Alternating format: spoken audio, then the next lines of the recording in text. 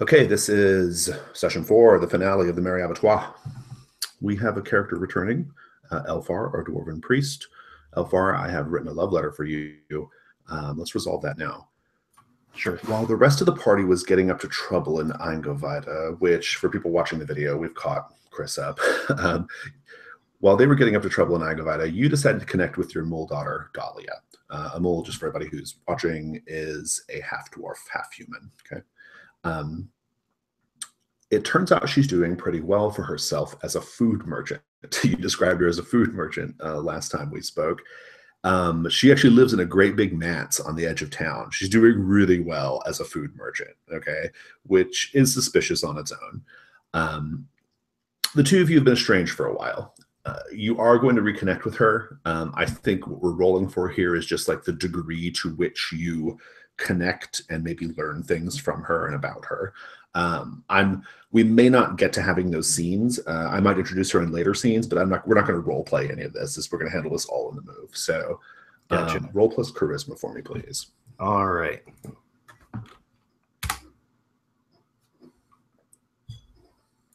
I got a 4. A 4. Okay. I'm still going to let you choose one from the list between you learn the true nature of her business, she doesn't betray you to Boss Noxu, or you find something among her effects that is extremely relevant to the mission at hand.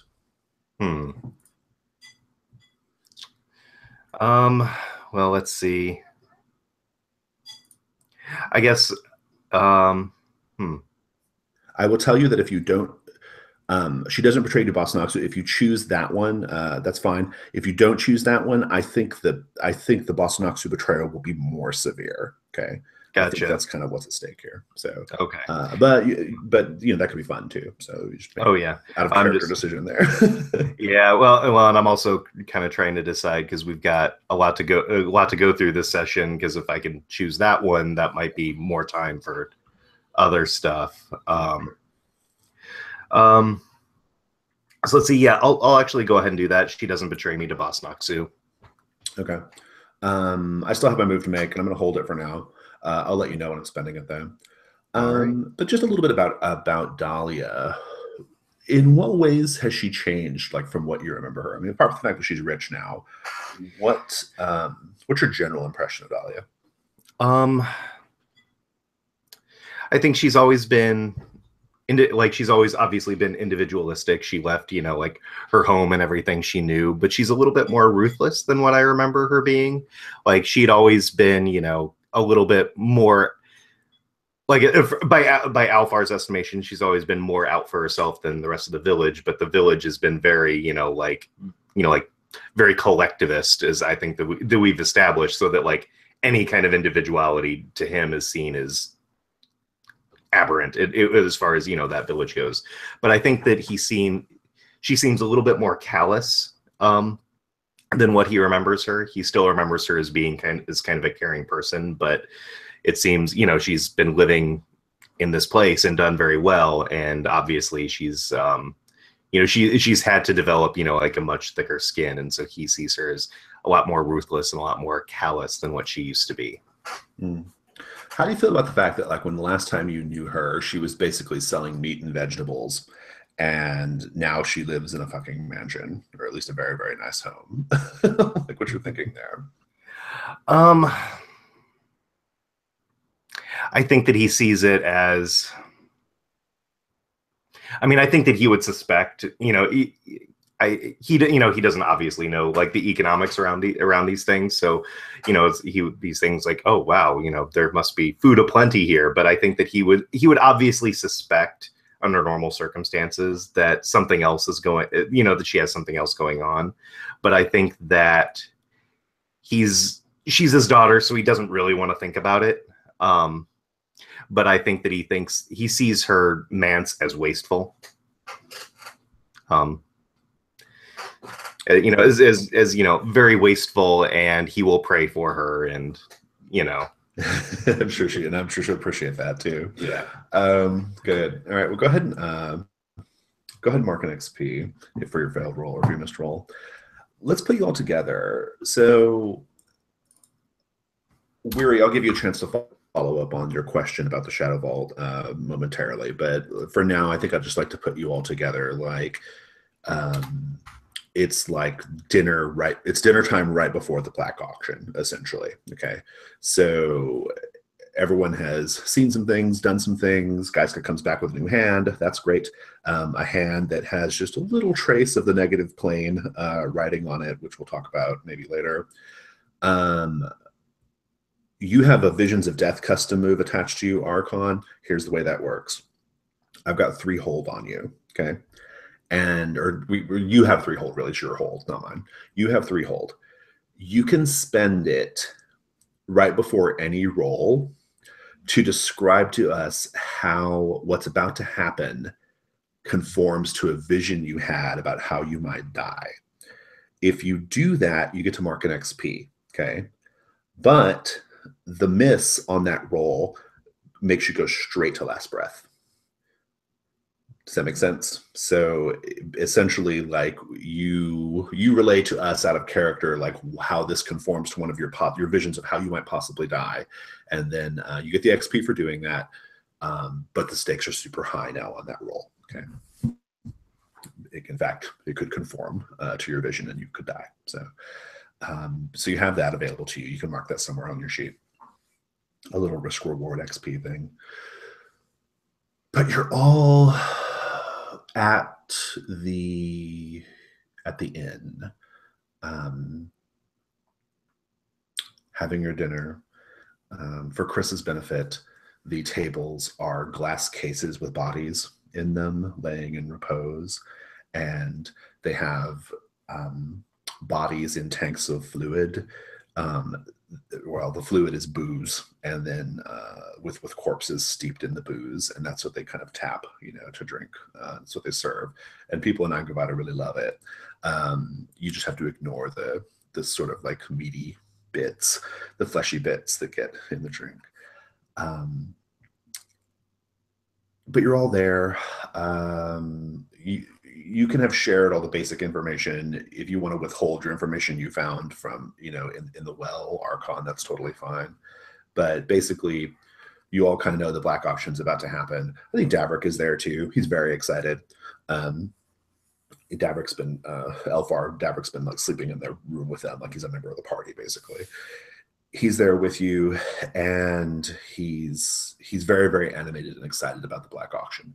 So let's just have that scene and go from there. I think I'll tell people about the Shadow Vault, but I'll withhold that the person within is my mother. Just so, because, I'm a liar. It's just how I roll.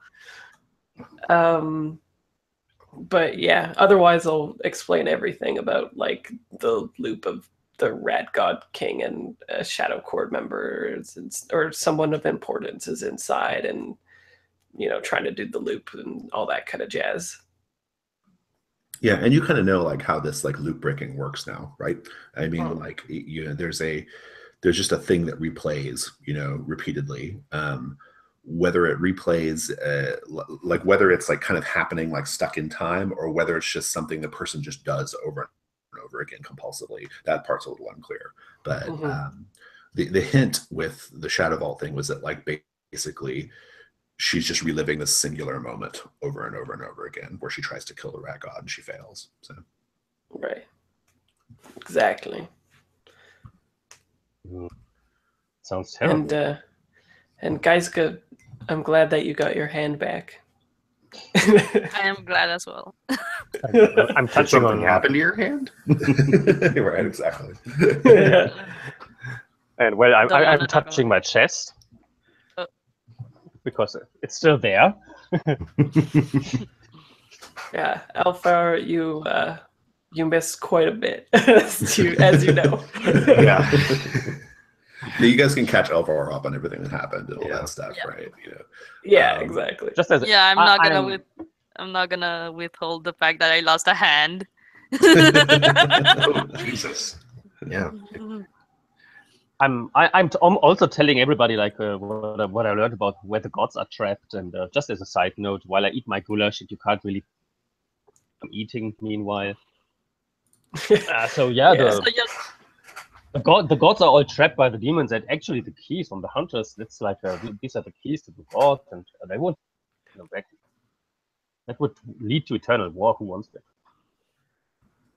and you're just casual about this. I'm casual.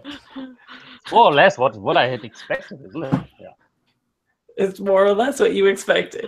Okay. Okay. So do you share that you think that it will be a good idea to perpetuate this? Yes. Okay. Otherwise, how would you upset some relationships, right?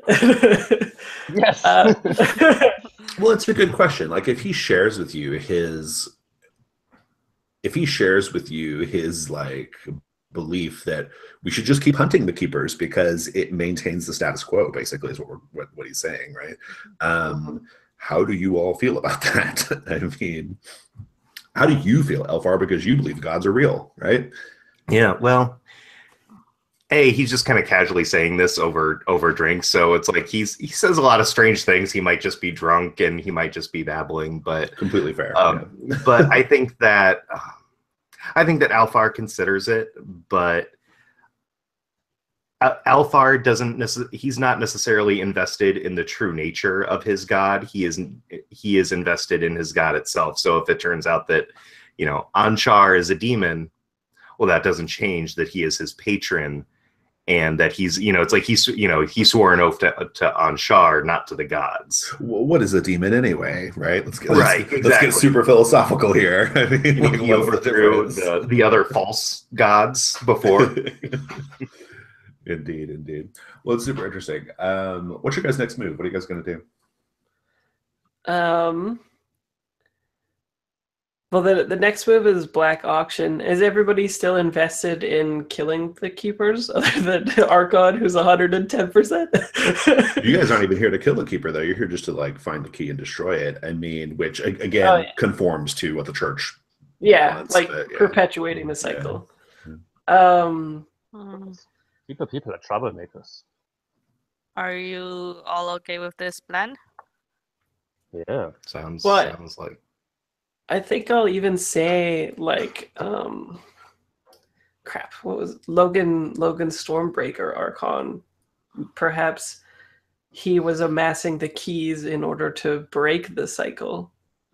Whether we choose to break it or not, I think getting more keys might be the right thing to do, as long as we watch our back, because we know what happened to Logan. He got a lot of keys and he got shut down hard. Yes. Maybe he was a traitor. Maybe he wasn't a friend. Well, I think he was just amassing enough power that eventually he might have surmounted whatever has us in its, running these paths over and over. And I guess I'll tell the other two about Logan, which was he was a traveler. He was a hunter who was on us with many missions, and when he amassed quite a lot of keys. I don't know how many it was, Jason, but it was a lot, right? Like 3 6? or 4, yeah. Oh, okay. Several, yeah, so like quite a few. And then towards the end of a mission, something like there was basically divine intervention, almost is what it looked like. Like he was killed by a god, basically, and then the whole place crumbled down and made sure he was dead. Yeah, well, he was sent on essentially a suicide mission, right? Yeah. I mean, you all were. We've never really described why and how you guys got back from Carcosa, but that's one of those like fuzzy things in the fiction. But yeah, like it was like he was sent there, and he was the one who was like pushing for you guys to go, right? Like he was the one who was like kind of leading that one, and then he learned a lot of truth and then he died. So, yeah, like literally right after. Right, he learned all this like really really hardcore truth about the ancient history, and then he was killed. So yeah, it's kind of how it goes sometimes, I fear. So Kelvin walks up to the table, his blue armor. He kind of says, "Can I join you?" And he sits down. at the table, this glass table, right, with the body in it, laying in repose, looking up at you. And you met him the last time you spoke to him, Gaiska, was in the astral plane, right? He was the only person who could see you and who interacted with you. Nobody else. It was like you were invisible to everybody else. He sits down and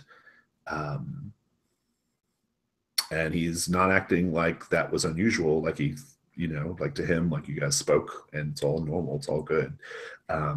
He says, "So I heard you're going to stand for green blood. Is that correct?" Yes. He's like, "Excellent, excellent.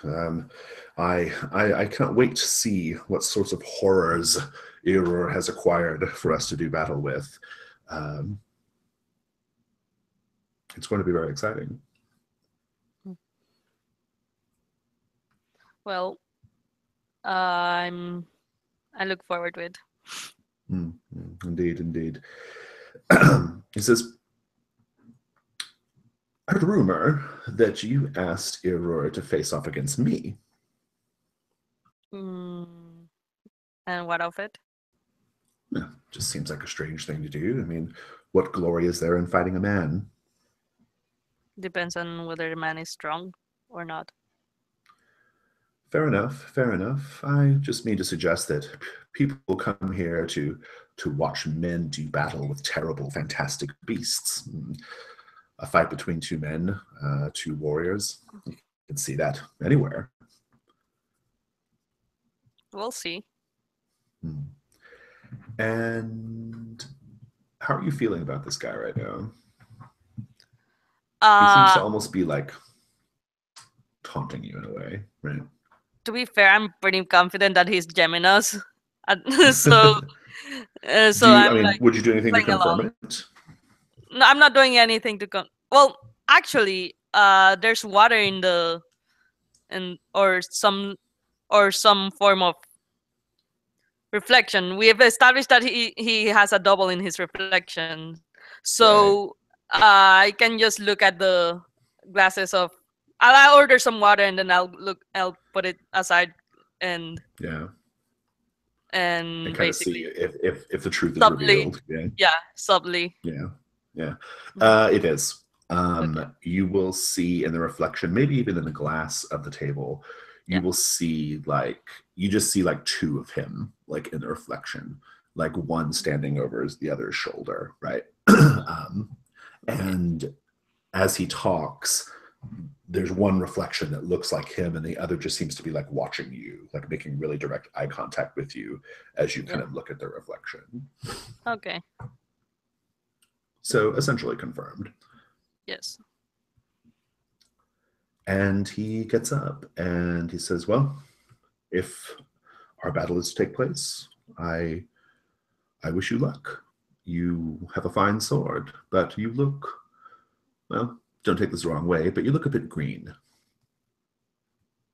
Very well. Meaning unseasoned, right? Yes, I know. Well, that's fair. You got to start somewhere.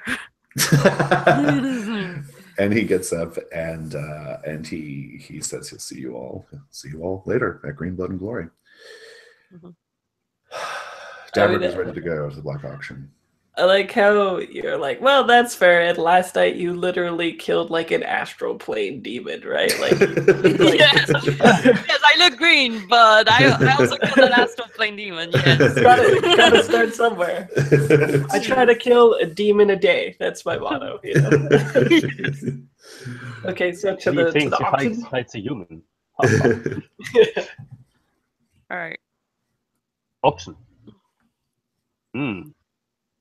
Davert says it's almost time for the auction, and he gets up his things. He's dressed in very, very fine, like a nice cloak, and his everything's very cleaned and pressed looking, and he's got a big sack of coin and some other things he's going to use for the bidding, and he says he kind of He says he'll maybe he'll see you at the auction, maybe he won't, but he bids you great evening and heads out.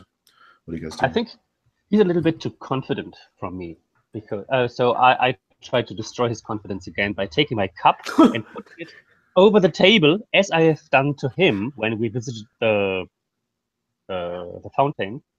Like, and imitate how he was screaming at the time while I was pushing him over. Oh, you're holding it over the fountain well. That's right. Yeah. Yes. Yeah. So he screams loud enough that the spirit hears me.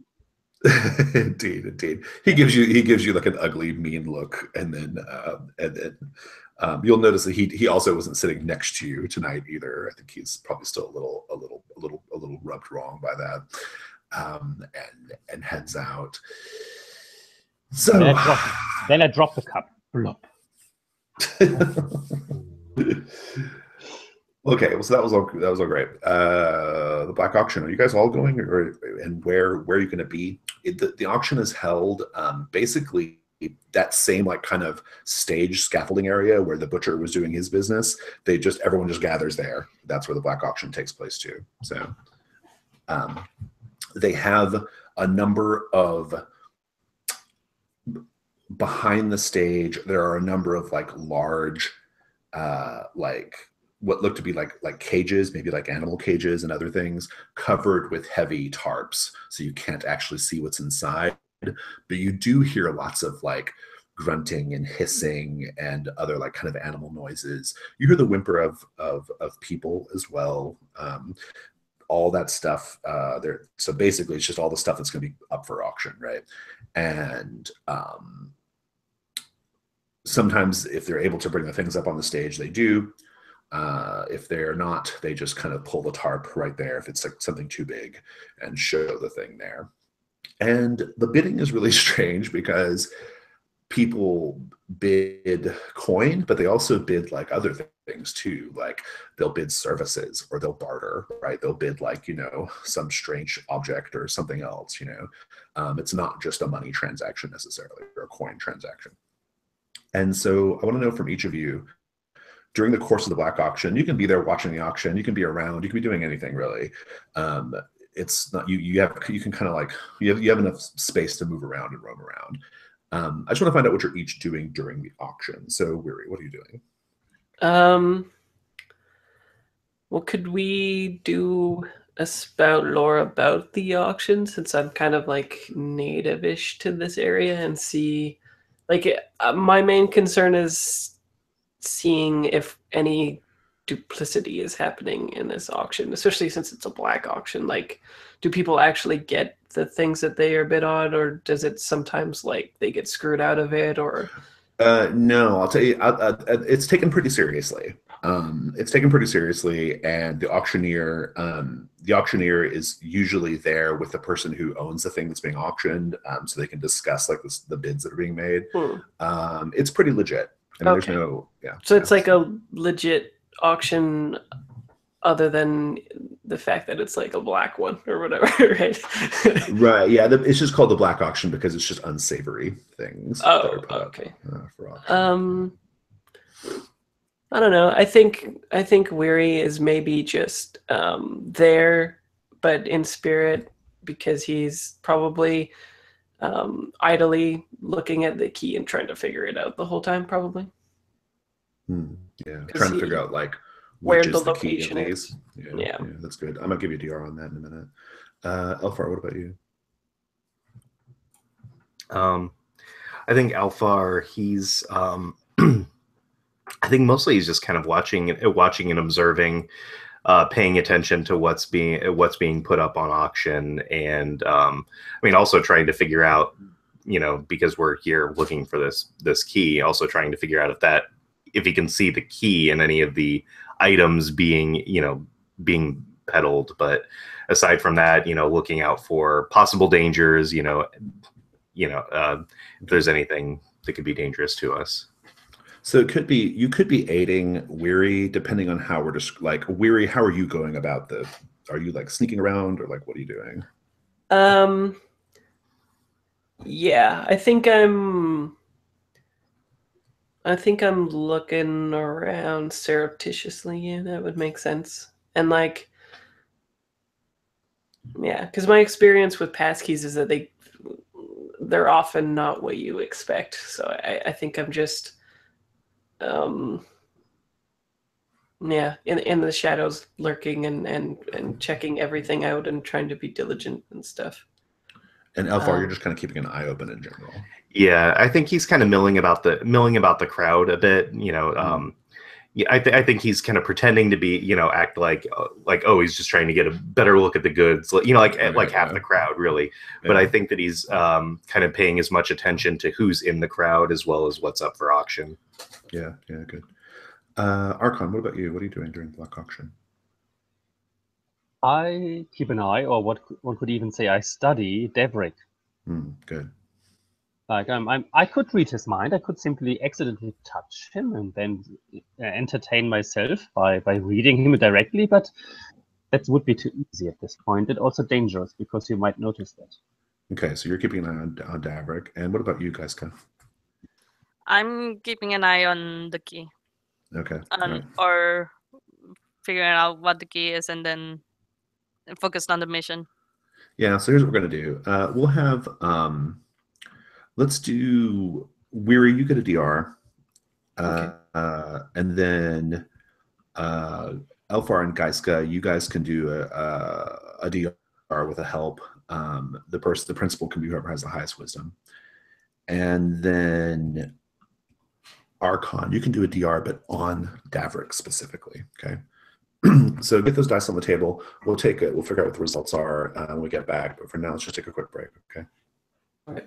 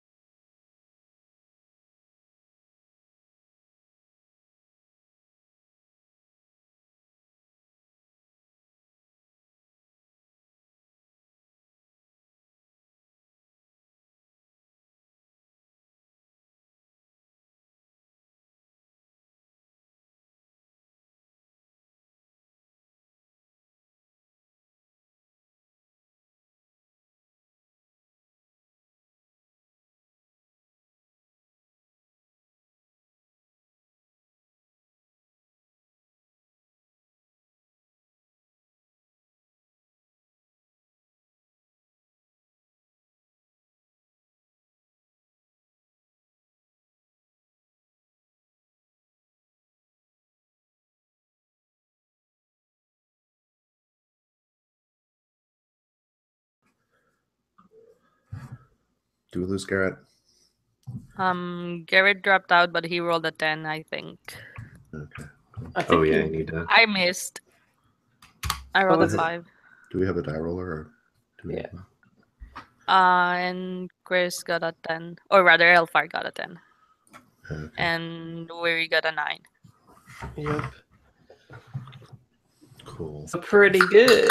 Do I mark XP? Did you get a miss? You say? Yes. Okay. Alright. Let's see here. So, yes, I assume, right? Yeah. Were you rolling principal or the aid? 8. Aid. Okay. Yeah, because I have the higher wisdom. Okay.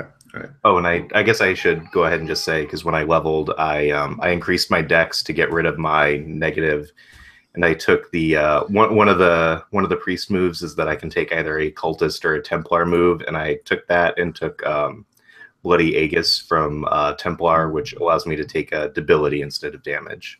Cool. So does that mean like in the fiction you got more agility because you started doing yoga with your daughter or something? I just think that it means that probably he's just gotten used to his limp. I guess I kind of see him as just kind of having a limp, and he just hasn't been out moving a whole lot. So it's really just more that he's been out and wandering around, and he's just gotten used to it a little bit more. Yeah, you're just exercised. That's it. Yeah. Well, You're just more a fit. lot of people don't like to admit that they like to do yoga, so it's okay. Yeah. Dahlia's So, running yeah, a hot stone yoga studio out of Aingavada, which is why she's so That's how rich. she Yeah, made her money. that's why. Yeah. She came up with Lululemon pants in Oh, Garrett's in the back. area. There's Garrett. I feel like if Alfar tried yoga, it would go very, very badly. So, let me make sure I still get experience from failing, even if it's an aid or no. Oh yeah. Well, okay. So the thing I don't do the aid roll unless you need to do the aid roll. Okay. After the fact, yeah. And so, Elfar, what did you roll on your initial roll? Oh, you're muted, Chris. I got a 10. Okay, so you wouldn't have even needed to roll, Gaiska. Okay. Yeah. Okay, So that makes sense. you're still helping. You can still be helping in the fiction, and Elfar can give you a question, like to ask. But as far as like the role, we don't need it. Okay, so great. The Black Auction is so named because of, well, it has a very, very, very bad reputation. It is.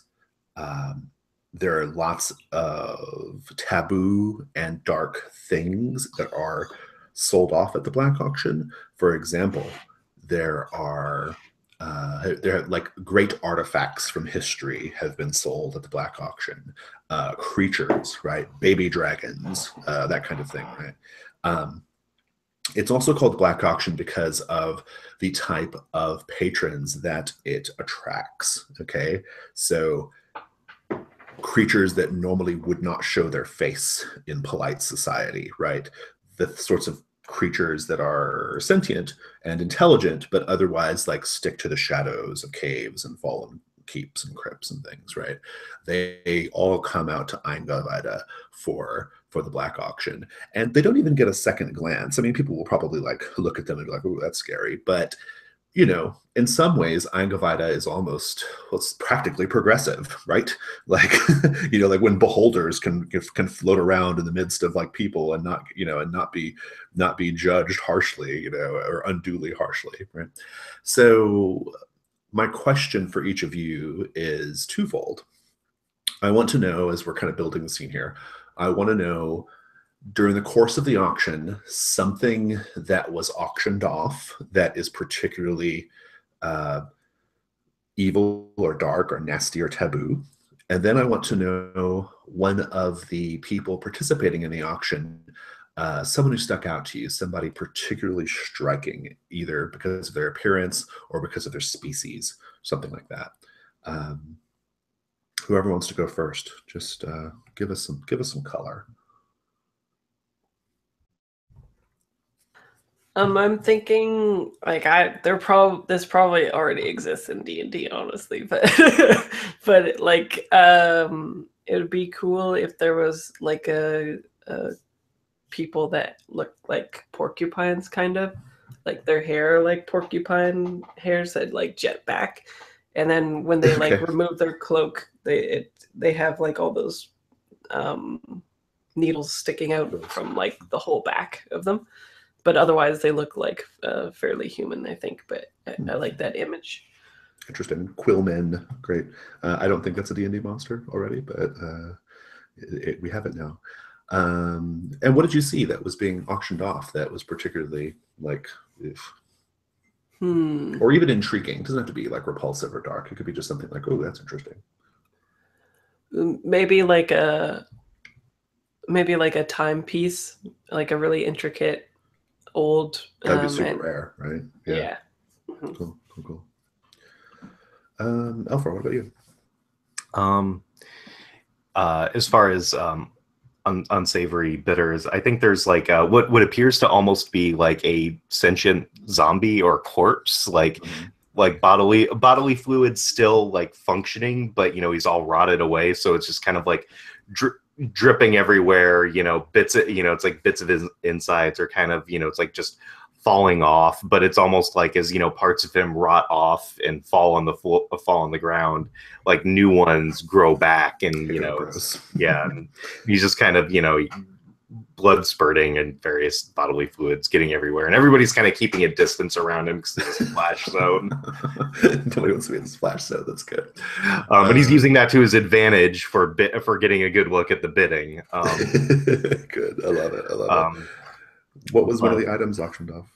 I think one of the items auctioned off is like a hand of glory, kind of like a candles made of like the severed hand, but they claim it's a hand of glory made from the hand of Saint Murian. Oh, good. Was Bosnosku bidding on that one? Yeah. Sure. I mean, I don't think Alfar would recognize him, but there's probably some Yuan T here. Yeah. Out of character, you wouldn't recognize him, but Bosnosku appears like a mostly human Yuan T. He just has he has large python-like arms, like his arms are just big pythons, and but he wears like a cloak. But he's the boss of the town because you'll hear people say that, right? And he has a couple of big ogre bodyguards with him, right? Good, awesome. Garrett, are you there? I don't know if you're there, Garrett. I just see your picture. I'm partly there. Okay. So Archon, what did you see that was in terms of the bidders and in terms of the wares? Yes, and especially like this auction, for me it is obvious that many of the auctioners consider us as being potential goods to be sold. Good. And when we came in, they weren't sure who is selling whom. And there's specifically one woman who is by herself selling a little kobold. Has him on chains and everything, and she's very interested in like how much we could sell for and who she could buy. Nice. I think she has special interest in me. Yeah. I love it. Gaiska, what about you? There's aberration. It's not exactly a beholder or a mind player, but there is one in the crowd bidding. And like, one of the items, something tentacled and grotesque, right? Yeah. And one of the items is dragon testicles. Oh, nice. What are the auctioneer? He rattles off a bunch of properties of dragon testicles. Why would somebody want to purchase a dragon testicle? If mixed with if a pregnant woman drinks it, the baby will have sorceress powers. Oh, nice, good. Or that's what they claim. Part dragon or something. Yeah, it's good. Yeah. I love it. Let's get to our DR rules here. So Elfar, you have a 10 plus, and you have a 10 plus as well, correct? Archon, looking at Davrik. Yes. Archon, give me your first one about Davrik. What is not what it should be, or you know the one. What here is not what it appears to be. Yeah, thank you. Davrik is, so we know that Davrik plans on bidding against Iror, the Knoll Necromancer, for something that they're both like really interested in, right? And that hasn't happened yet. But you will see that Davrik has lots of like kind of like, you know, friendly, like kind of smack talking conversations with Iror during the course of the auction, right? One thing you'll notice is that maybe because of your psychism, maybe you're kind of like pick up on it that way, or maybe you just see it, I don't know. But you'll see that Davrik is like also assessing Iror, like physically, like where might you be most vulnerable to me, right? Let's go to Elfar. You're checking out the crowd. That sounds checking good. out the goods. All right. What here is useful or valuable to me? You overhear a conversation taking place in one corner of this is like a town square kind of thing, right? So people are all over the place just milling around, and there's goods everywhere. And then there's the stage, right, where things are being auctioned off. And you hear a conversation about like, about something being auctioned off that the church was super interested in, but could not meet the price. So, or they chose not to meet the price, right?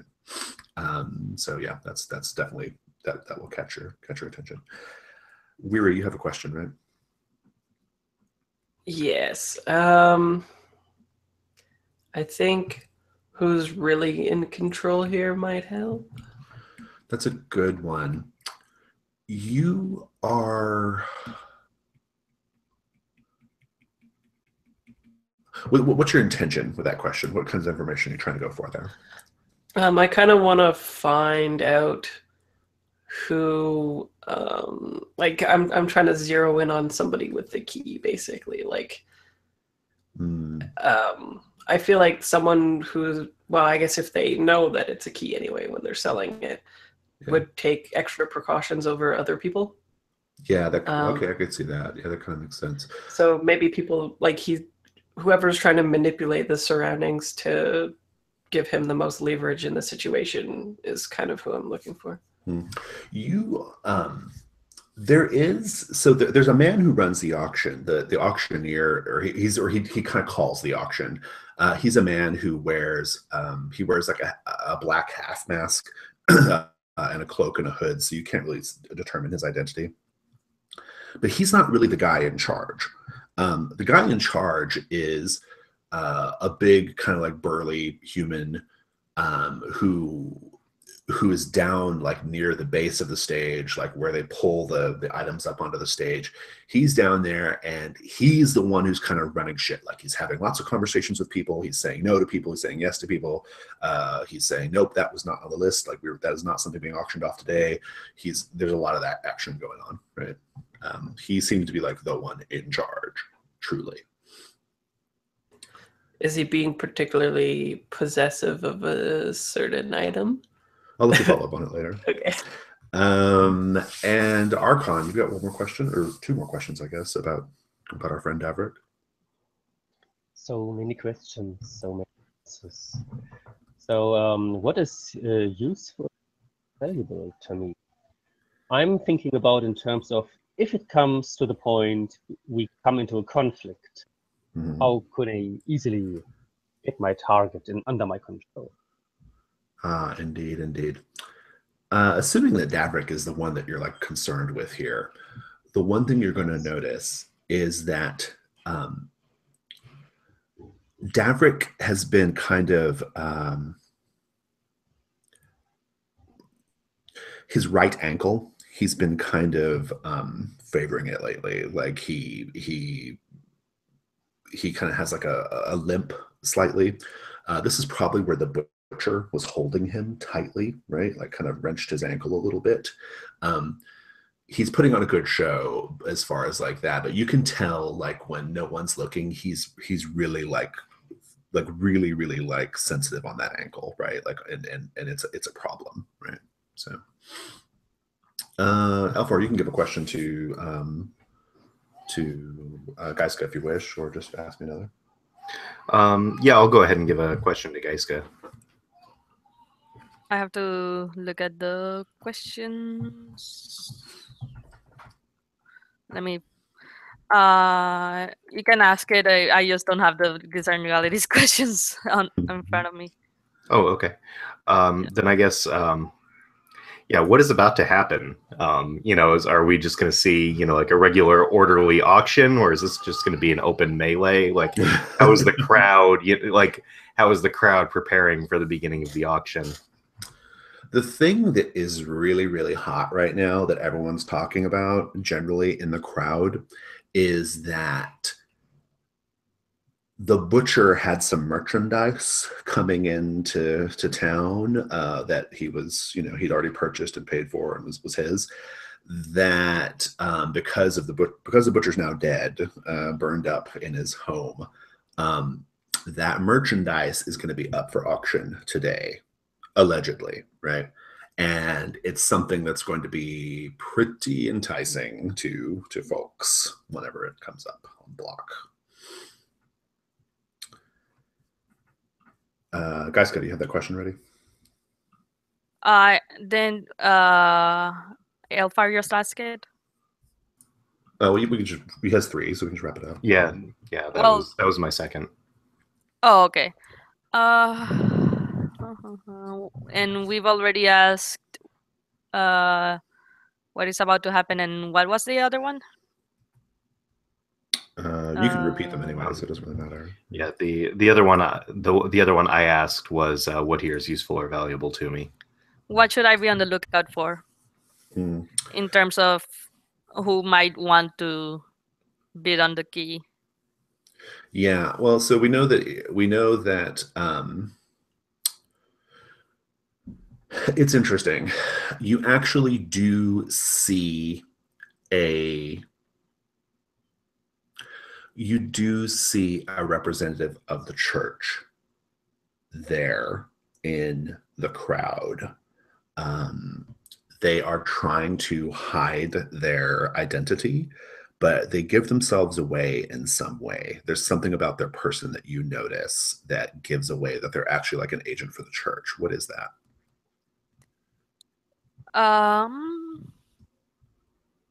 So I've seen members of the Shadow Court and the Phantom Court. So I'm guessing this is. Do the Shadow Court or Phantom Court have some sort of mark that distinguishes them from anything, from other members or from other subcultures? We know the Phantom Court does because they have like a brand. Oh yeah, then it's Phantom Court. There's a Phantom Court brand. Oh, good. All right, so there's somebody from the Phantom Court there. That's good.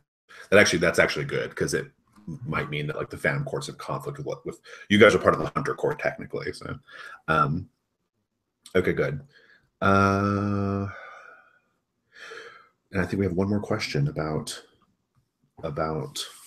Davrick Stone's throw. Archon, what do you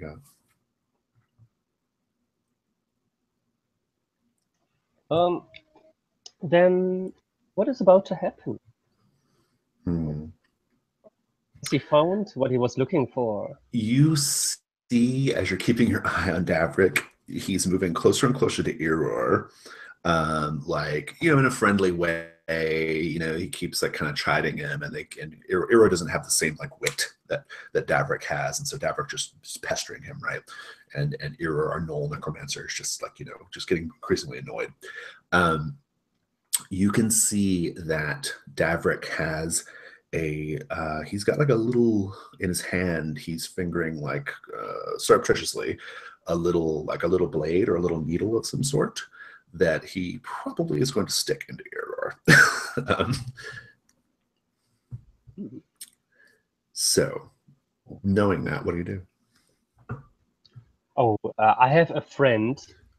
His name is Weary, who is an expert in poisoning other people. He should know and might come to an interesting resolution for this. I hope I have that time. Yeah, Weary's kind of sneaking about. But well, so Weary, you overheard this conversation about something that the church was super interested in. What do you do?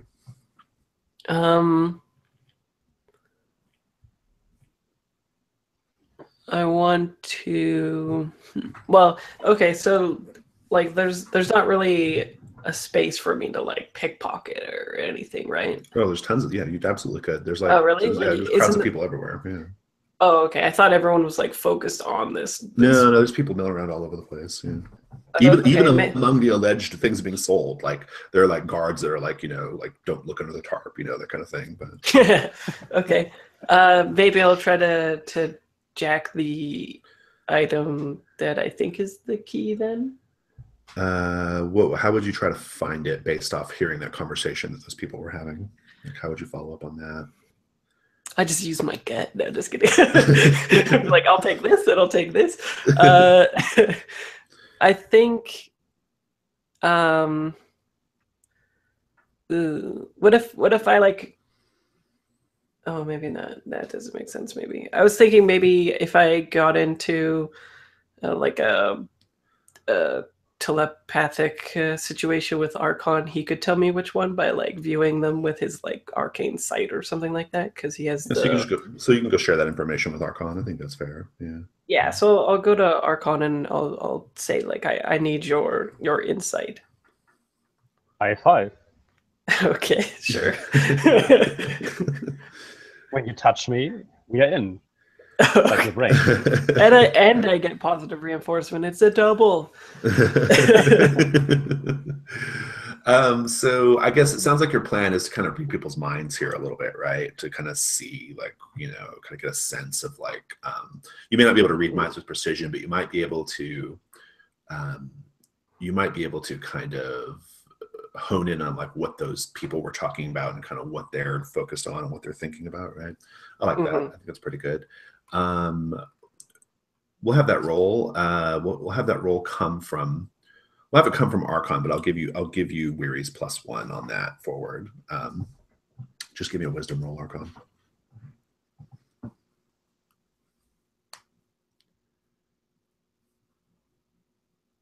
I get a 10. Nice. You figure out which one it is. It's a cage. It's really big, probably big enough for 5 of you to walk straight into. And it's one of the bigger cages, in fact. It's got a big, heavy tarp over it. And there is a lot of, it sounds like grunting and oinking and squealing going on behind that tarp. Oh, this is the key. The grunting and squealing thing. It's what the church was interested in, for sure. Elfar. Okay. Wow. Elfar, with the information that you and Gaiska have learned, what are you up to? What are you doing? I think Alfar is going to and did Gaiska point out the member of the Phantom Court that was here? Yeah. Yeah. Okay. He's going to try to keep an eye on the Phantom Court member and just try to get within,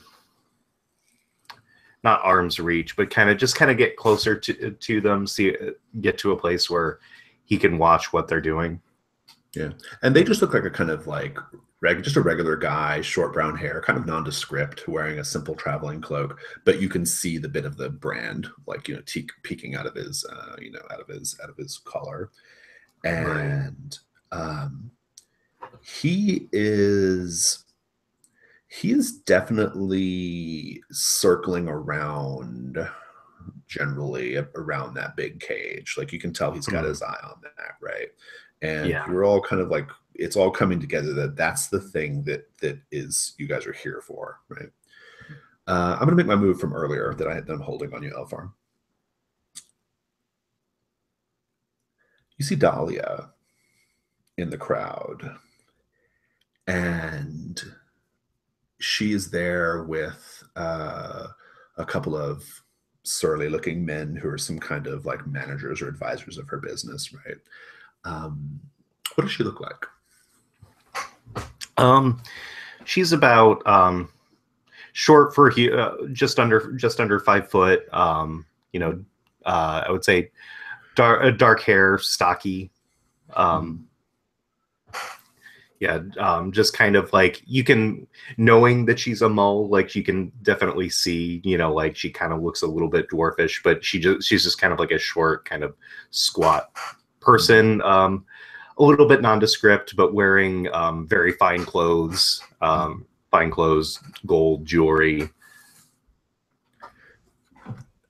An item goes up for auction. An item, quote, a group of people, 3 people, are brought up onto the stage. They have hoods, and they're bound with ropes together. They're bound together in ropes. It's like their hands are bound, and they're wearing just like simple like loincloths.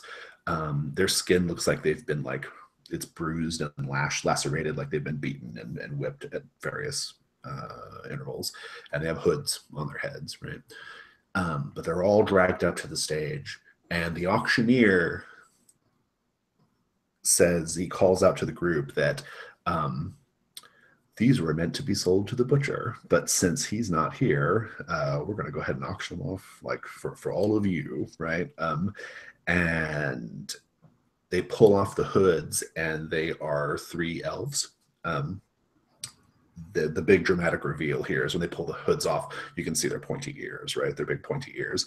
So we know they're elves, and the auctioneer explains that this is like an elven family. They would make terrific slaves. They're good at a variety of tasks, highly skilled in metal working and wood carving, and low magic, right? That kind of thing. They'd also be great for any other use that involves the meat of kind, right? That was what the butcher was going to do with them, right? He was going to carve them up and sell the pieces. Dahlia begins bidding on them. How does that make you feel, Alvar?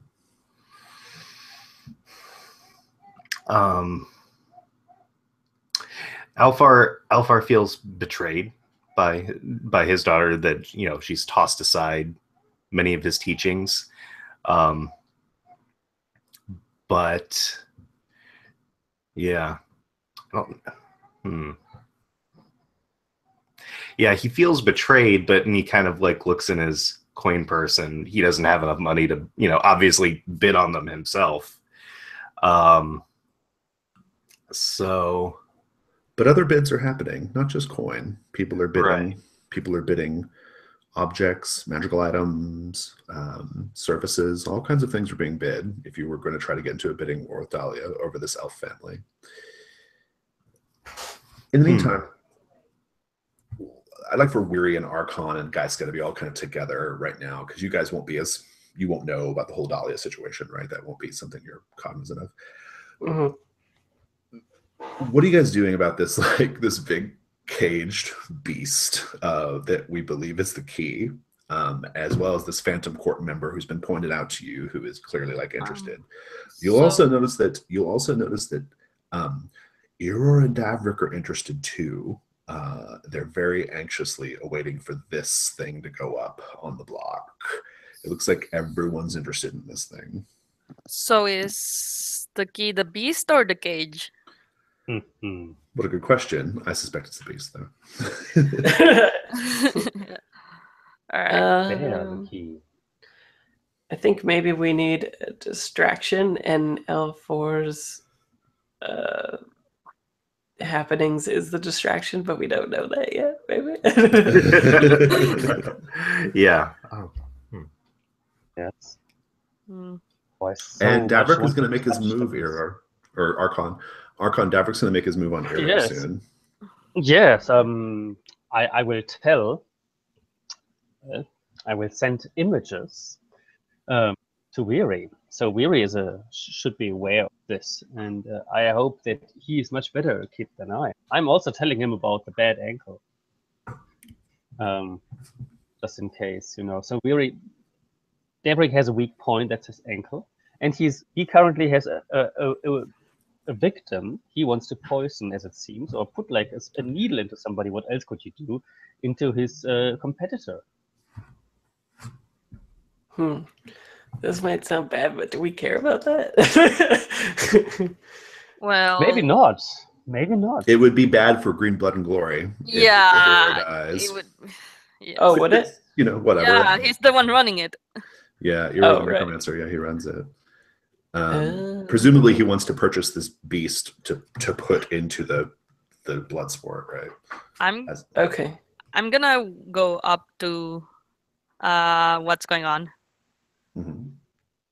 and basically start chatting with Davrik. Davrik, trying to Yeah. distract him from what's going on. He seems super annoyed. He's like, guys, I don't have time right now. I'm very, very focused on the things going up on the block. I don't have time to chat. So basically, what I'm trying to do is getting his attention away so that maybe someone else can warn Eber. Okay. So that's the plan. Okay. Is that Give a me roll? Defy Danger Charisma. Yeah, Defy Danger Yeah. Charisma. All right. And it's a 3. All right. He is. What's your approach here? Like, what are you saying to him? Like, get his attention, right? I really need to talk to you about something. He's like, I don't have time to talk right now. Well, it's important. Well, if it wasn't important enough an hour ago before the Black Auction, I don't know why it's so important right now. I mean, can't it just wait? No, it can't. He's like, yes, it can. And like, you guys are going back and forth like this for a minute, right? Yeah, pretty much. And then he says, Gaiska, my dear boy, you seem a little faint. And he puts his hand forward and he just like pricks you. Like, he just like a little spring-loaded thing in his wrist that like just pricks your thigh. He says, someone help, please. This person looks like they're about to pass out. And you do, in fact, pass out. Okay. You just collapse. Boom. And there's it gets noticed for a second. Archon and Weary, you will see guys gonna go down. What do you do? Dang it. Okay. And mark an XP, guys, if you didn't already. Let's see. Well, I'm pretty into this key though. Well, okay, no so worries. I'm also there. yeah, but so are To be you? fair, this is a distraction. It is a distraction, right? You can still carry through with the plan, I suppose, of warning your. That's true. Okay, well, Archon, do you want to deal with Davrik's betrayal, and I'll try to deal with the cage in some way? Promise me, I want this beast to fight in the arena of green blood and glory. All right. Oh, I hadn't made that connection. The thing in there is the thing that's going to fight in Blood and Glory. Oh, I did not put that connection. Okay. the necromancer wants to do that. Yes, I'm pretty sure. So, Okay. And now let's go for the weak spot. Everybody, every human. Well, or if elf, whoever has. If this thing is the key, though, having it do battle in a very public way might not lend itself to us like getting it, right? But maybe or only destroying then it. That's also your mission. Or destroying it. Yes, it might only then reveal the secret and the key. Goes to the arena, I'm sure. Well, yeah, but if it is killed in the arena and we don't kill it, somebody else gets the benefit of killing the key, which is not that great for us, right? Oh, Gaiska will fight for us, but now we need to take care for him. Yeah, Gaiska's not doing much of anything right now. He's just passed out. Yeah. I think I have like a move that's like antitoxin or something like that, right? As a thief. If you have antitoxin, yeah, you can. If you have, I mean, it's just a thing that you have on your person if you have some. You can Oh, let administer me it. see.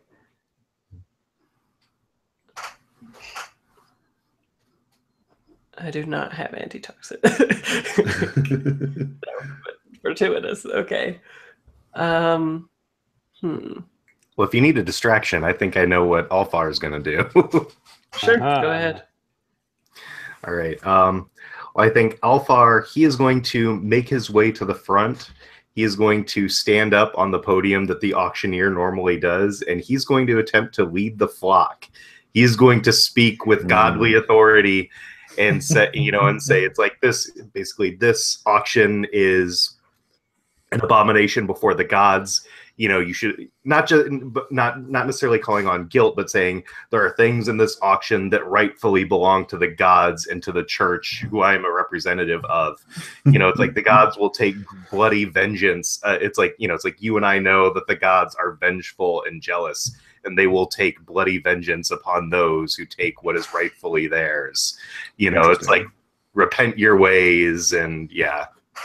Very interesting. I love it. Is this in the middle of the elf family being auctioned off?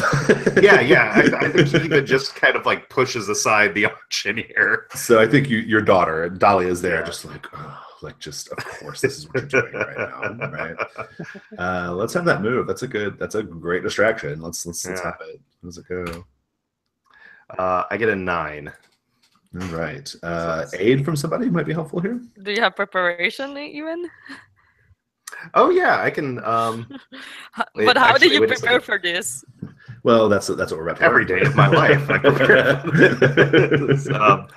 Let's see. Let's see. Yeah, because I don't. Did I? Yeah. So I will go ahead and use a 1 preparation. So I've got 1 left. So I think how he prepared for this, he's been kind of mentally preparing this whole time, since he's gotten to this city, which is just like nothing but offense against the gods, and and not even just his god, but just the church in general. Like this is just he's been mentally composing this speech for the past day and a half, I think. Yeah, it's good. All right, well, so you get to make some choices here, some very potentially powerful choices in the fiction. Yeah. You get 3. All right, so let's see here. All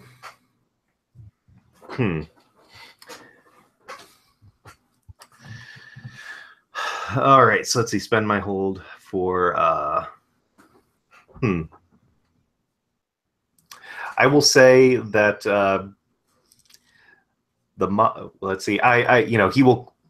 I guess he will point to the items on auction that rightfully belong to the church, and bring forward all their precious things, so that so that the items specifically that would be like they are offered back to the church and to us. So like the big cage, the hand of Saint Urian. Okay. Yeah. All right. Yeah. All right. I'm into that. The alleged hand of Saint Murian. Well, that's probably already been purchased, right? Right. But the cage is interesting. We'll get to that. Do you want to go and just choose the other two? Then we'll kind of build out the scene from there. Yeah, I think.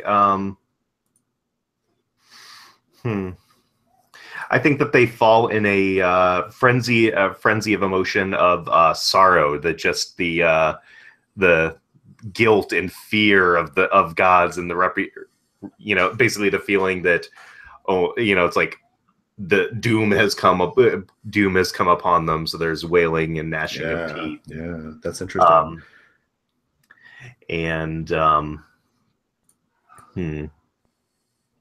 I don't think there's really a reason for us to have them unite and fight for us. So I would probably just say that after that, they just kind of like quietly go back to their lives. That they just kind of like disperse, and yeah. That's good. That will. Okay, that's good. We let's take a. We'll build that scene up here in a sec. I want to know, like, what do you guys do about Gaiska? You just go grab Gaiska or what? Like, how does that go? Can I? I'll ask Archon to do that, and then my plan is to kill the key with the distraction. Yeah. You've always been a good liar. Yeah, Gaiska has an opponent already, right? Like the beast. She can't just like be killing everything.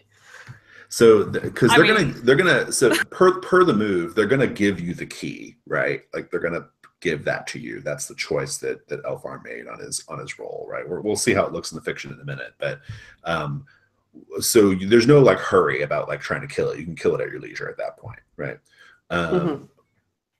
I guess the biggest thing is, what about Davrik, who's clearly dangerous? The Phantom Court member too. We don't know what their intentions are, right?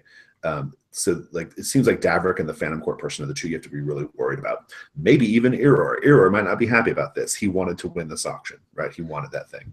So Right. Well, that's what I was thinking. If they're forced to give us the key and then I execute it in the name of the church, then it might solve all the problems with them. like publicly big dramatic like execution. I love it. Yeah, or just like a Oh, quick we thing, will. even, right? Where like I eliminate this in the name of the church kind of thing, and then Phantom Court's like, okay, well, I guess I'm done here, right? Okay, I like that. So basically preempting all that, their Yeah. possible reactions. Okay, good. Archon, what about you? My dear friend Gaska went to the ground.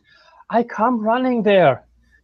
Oh, my dear Gaska, what's happening? And there's still Davrik standing next, and I touch his ankle.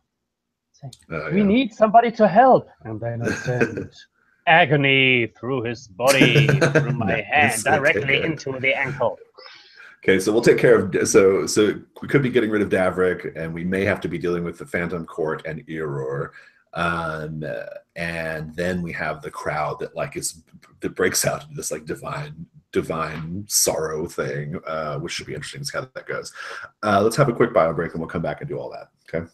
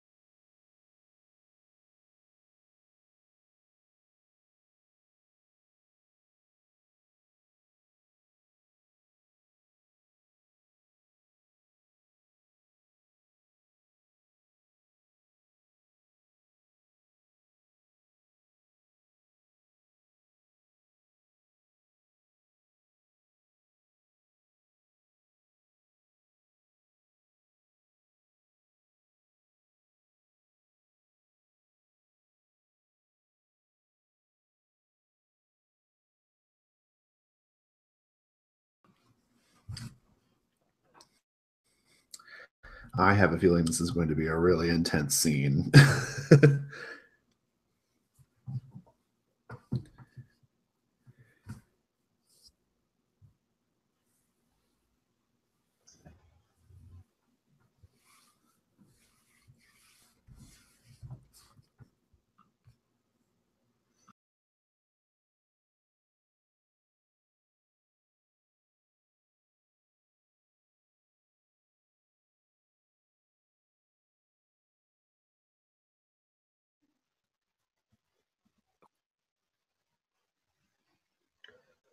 Let's see. Archon can rescue the beast from Weary.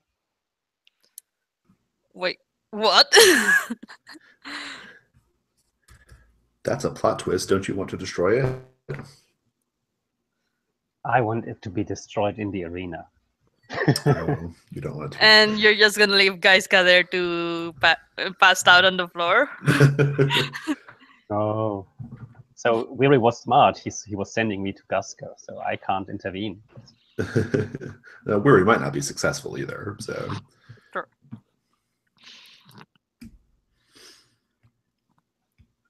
But it seems like that Green Blood and Glory may not happen vis-a-vis the key, just because the auction is kind of not going to, like, Iror is not going to win, right? Like, because of what's going on here. So. All right, let's do this intense scene. We very often get to see, in character and out of character, the power of arcane magic, right? The power of the arcane. Fireballs, rituals, you know, columns of lightning. We get to see that a lot. We don't often get to see the equally powerful divine magic, the power of the gods flowing forth, and what kind of business they can do, right? But we're going to see it now. I think the effects of your words, Elfar, you're basically calling out their sin, calling out their depravity, calling out the things that they should feel guilt, intense guilt for, has a profound and disturbing effect on the crowd. The crowd, many of them break down weeping. They sink to their knees, like crying, as they consider all the evil deeds they've done, and they know that there is no forgiveness for them. There is no way they can make it better. The non-human members of the crowd will begin to wail and shriek and gnash their whatever they have for teeth in their way. Like, they will wail and scream in their way. The crowd is just like overcome with this terrible sadness, right? Many of them will be so caught up in this intense sorrow that they will kill themselves on the spot. A number of them will take out knives and slice their wrists and their own throats and just die in a pool of their guilt and blood. It's just a chaotic scene. The auctioneer, the black auctioneer who hears your words, he will, I think that there is like, this stage also serves as like a hanging noose. I think he will like step up onto it and hang himself, right? This whole situation is playing out, this dark, intense sorrow that's playing out over the crowd as Elfar like unleashes this, right? And Dahlia too. Dahlia is on her knees, her hands on her face, tears visibly dribbling between her fingers, right, as she considers the evils that she's had to do to make her way in the world. And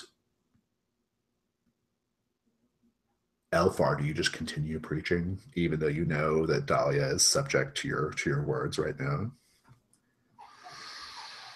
I mean, I think that he would have to. Like, I think that once he starts, because I think he views it as he's channeling the will of the gods, and I think that he is, so I think that he's kind of overcome with the emotion too, because as godly as he thinks he is, as he's channeling it, he sees all of his sins laid out in front of him. So I think he's caught up in it too and just can't stop. Right. Indeed, indeed, indeed. And she will end it. She will end the sorrow in basically she stands up and her big bodyguards that are there with her, they will know what they have to do. And one of them like wraps his hands around her throat and chokes her out until she is dead. And she just mutters, thank you, as best she can until she is dead. And the ogres who are dragging up the things up onto the platform, they go and they get the beast in the cage and they're pulling it up, serving it up to you right now. Weary, what do you do? I think Weary will say, in the name of the church, this depraved beast needs to be executed now, and it's all like showmanship. The real play is disabling the Phantom Court and all the people that mean us harm to circumvent it all. Do you pull off the tarp? Yeah, sure. If you pull off the tarp, the beast in the cage is a large boar-like creature. It has 8 legs, it has 2 mouths, and it has tentacles on its back. It is a living version of the stuffed creature that you found in Lord Caspian's trophy room. It is there squealing and grunting. It's very big. And its tentacles thrashing about, right? It's bound by chains to the bottom of the cage, so it can't really do anything, but it's disgusting. It's utterly horrifying. And how do you intend on killing this creature, Weary?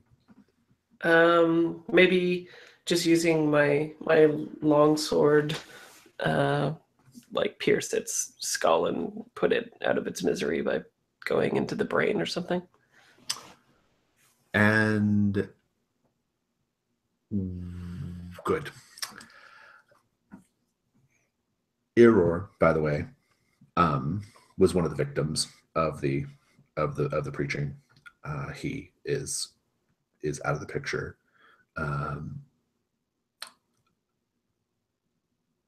Is the Davrick is not.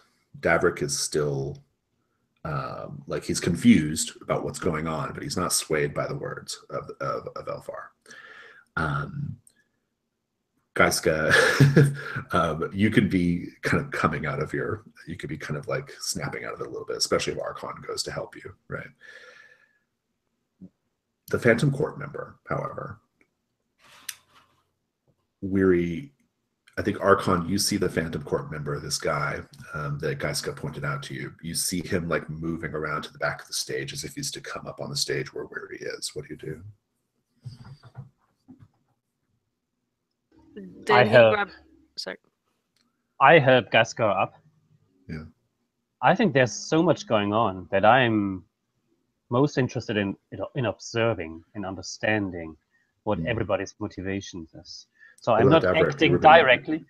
And Davrick, well, I sent him away like with his pain in his ankle, like, and giving him a good shot of agony. Yeah, indeed. And I can make that a role, but we can also leave that in. Yeah, let's leave it in the fiction. It's fine. Yeah. But what I want to do is I want to see what Gaiska is doing now, and I will tell him. But what I will also do is I create an Eidolon. Is that how you pronounce it? That's a new move I took.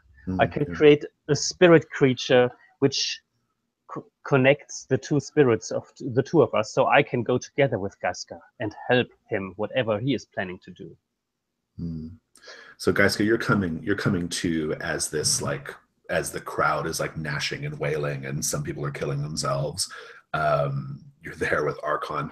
How does the Eidolon, it's Eidolon, how does that move work? Wait, Yeah, I need to roll plus wisdom, surprise. where's Eidolon here? And I need to bear my heart and name a person close to me.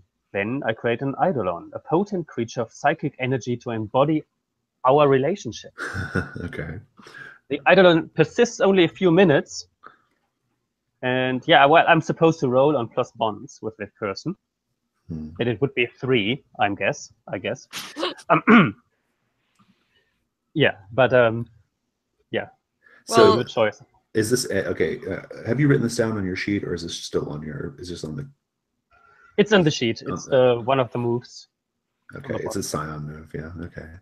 It's a Scion. Yeah. well, Gaiska is watching Elfar preach, right? And everyone killing themselves and crying. Ewer killed himself, right? Irur is I don't know. I think he's just wailing and sad. Like whether he killed himself or not is unclear. But it's all okay. It's a bit of a chaotic situation. Okay, so I am witnessing all this, like Elfar causing everyone to pretty much wail and as he preaches, some to commit suicide, and I'm like, I break down to a degree because I also have some sins to like atone for, but can't. Anything Especially, well, Gaiska's gonna say I couldn't protect them. I couldn't protect them. Archon, do you say anything back, or do you just? It's the perfect moment to create a spirit connection between us. Yes. I want to be with you now. So you're creating an Eidolon. I'm still gonna find that move. I also posted it into the chat window. Oh, okay, great. Oh, I see. However, you do. If you go through his mind, you will realize that he's not saying everything. He's not revealing everything that has happened.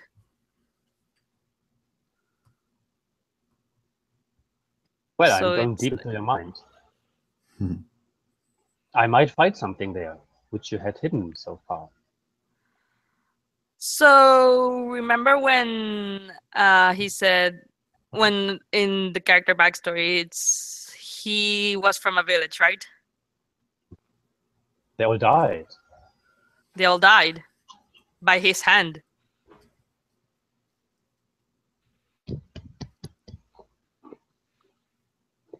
Plot twist. Now I know how the Eidolon will look like. The hand, which killed your people. A lot of hand symbology going on, especially since Gaiska just lost his hand fairly recently and had it reattached. Good. On my chest. You need to roll that though. Let's roll that, see what it looks like. Instead of plus bonds, just roll plus wisdom.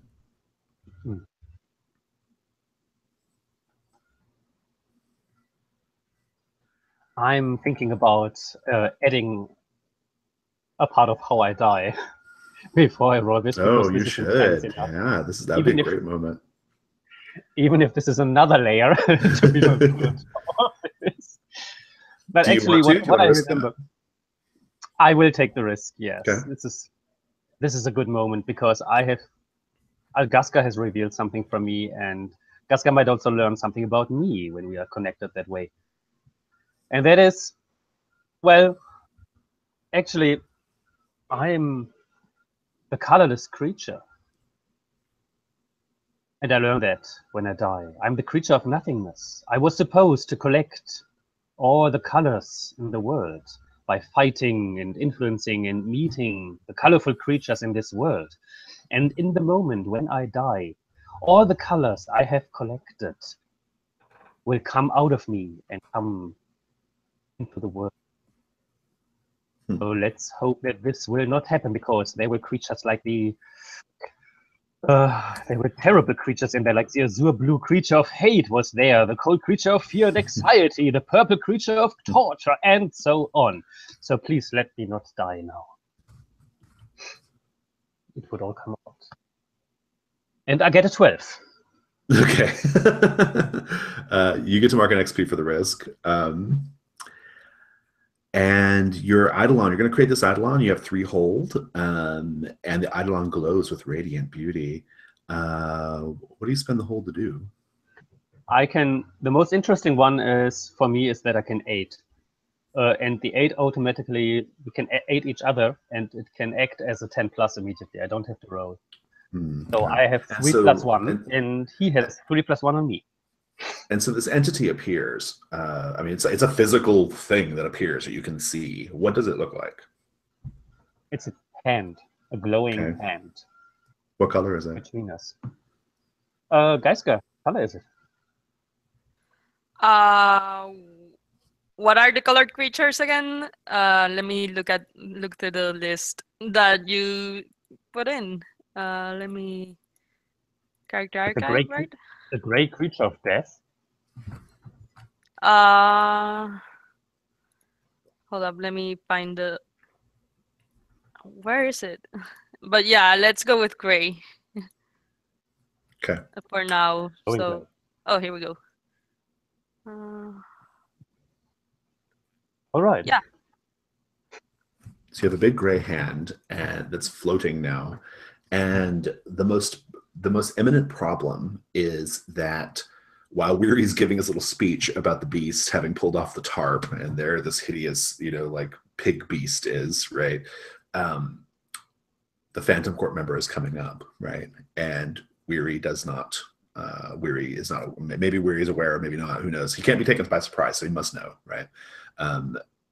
Because of that move. So Weary, but you still have to deal with him, right? What do you do, Weary, when you realize what's about to happen? You see this guy coming up. He's got I think you can see under his cloak, he's got a sword, like he's ready to take you out. Well, do I have enough time to just kill the beast before they get to me?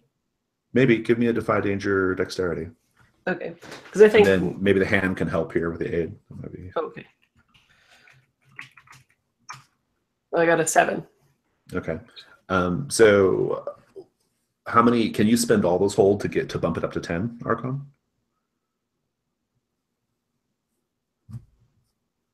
I think it doesn't say. I would be ready to do so. Yeah, I think so. You don't have the complete text of the move here, so I'm trying to find the text of this move. Sorry, I missed part of it. So what does it say? It says that I can spend hold on automatically ending up on a 10 plus on 8. Okay, good. When one of you aids the other, automatically take the 10 plus result. I see. So it kind of seems like the most you could do is like a +1 there. But I kind of like let's just kind of see how it plays out. You might be able to assist in some way, right? Other than that. In the fiction, though, we can keep it in the fiction. Like, what does it look like if the hand goes to help Weary? Like, this guy's coming up to basically attack Weary, and the hand does it interpose itself between Weary and the guy, or what? We are still connected, and I am connected to Gaska's sword skills. So I would say I send you everything what you need to do from Gaska's fighting skills through the hand, and it's glowing stronger, and you fight like a hero, like Gaska. Okay. So Weary becomes Gaiska? What? Well, I think I just have your knowledge of fighting skills for a moment. So maybe what it looks like is I use one sword to kill the beast and another is blocks an attack. from the Shadow Court member. Okay, right. So you kill the beast, and then the Shadow Court member comes up, and you're able to like kind of immediately engage the Shadow Court guy, right? Mm-hmm. I like that. That's a good result, and that makes sense for a 7 to 9. What does it look like? Just give us a scene, right, as you kind of engage in the combat there. Yeah. So I'm getting ready, I think, to put my blade into the beast's skull, and that's when I'm like alerted to the presence of the Phantom Court. But I think like they're just as quick and just as deadly as I am. So ordinarily, with that blow, it would have sealed my fate. But instead, I got the knowledge of Geiska's fighting style. So I take, because I have the 2 sheaths on my back. So I quickly, maybe supernaturally, whip out the other one, kind of samurai style. So it's only slightly out of the sheath. And interpose it so that it hits that blade instead of like my back or something where it would have pierced. Nice. Yeah, I love it. Cool. So now you're going to be like in combat with the guy, actually. So the creature, you stick your blade through its skull, and it just like twitches, and it just kind of slumps down in the cage. The tentacles fall down into a heap, and it's just dead. No problemo. It was highly vulnerable in the cage, right? This guy comes up, and yeah, you guys are fighting. So what do you do? I think I'll taunt him as I press my advantage. Like he's probably surprised that I was able to draw the thing as well. So I use that as an intimidation tactic by saying, Okay. You have failed your masters, and I will, get the better of you, and do the like repulse with his blade meeting mine to shove him back and engage with him. Are you trying to actually get him to disengage completely by taunting him? No, I want him to slip up so I could kill him. Okay. I like it. Let's do Defy Danger Charisma. It's a bold move, but if it goes well, I think you have a big advantage here. Let's see, Charisma 2. Let's see what happens. Ooh, no, that's a 4. I got snake eyes.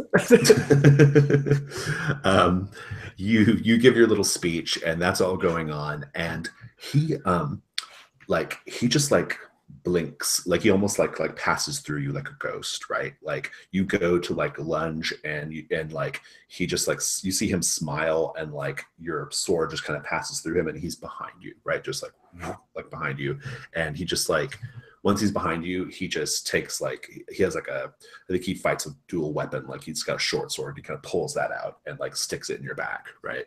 And you take some damage. Let's talk about that damage. Trying to remember what the other family member did. I'll pull up my notes. I think it was pretty heavy duty. It was pretty heavy duty. Yeah, it was like the best of the 8 or D10. Yeah, it was pretty heavy duty. But I can use one of the holds to minimize avoid it. all the damage. Or Geiska can spend one hold to prevent me from taking damage, but I am telepathically linked. Well, I will prevent the damage. All right, or let's somehow see here. I will have the hand interpose itself, I will have the hand attempt to grab the sword if it's small enough. Yeah. And try to stop the sword from actually going down. So you can spend the hold to like just eliminate the damage. Is that what's going on here? It's when one of the people who is I think it's either when Archon or Geiska take damage. That's the thing. Yeah, the 2 people that share the Eidolon, I think. The Eidolon. Yeah, the Eidolon kind of like the Eidolon truly is like between the 2 of you, right? It doesn't have like anything to do with Icon. Yeah. So I think I still get messed up. Yeah. I gotta go grab my book real quick. Hold on. Oh. Yeah, I think it was like D10 plus 5 or something like that. No, I'm pretty sure it's the best of 2 D10 or D10 plus 5 was the demon. Oh yeah, right. They I remember how I statted the Phantom Core guy. I just gotta pull up the page. Yeah. I was hoping that the telepathic connection can still land the knowledge. So it's like an eidolon between all three of you. Ooh, orgy. Yeah. Let's see here. They do a fair amount.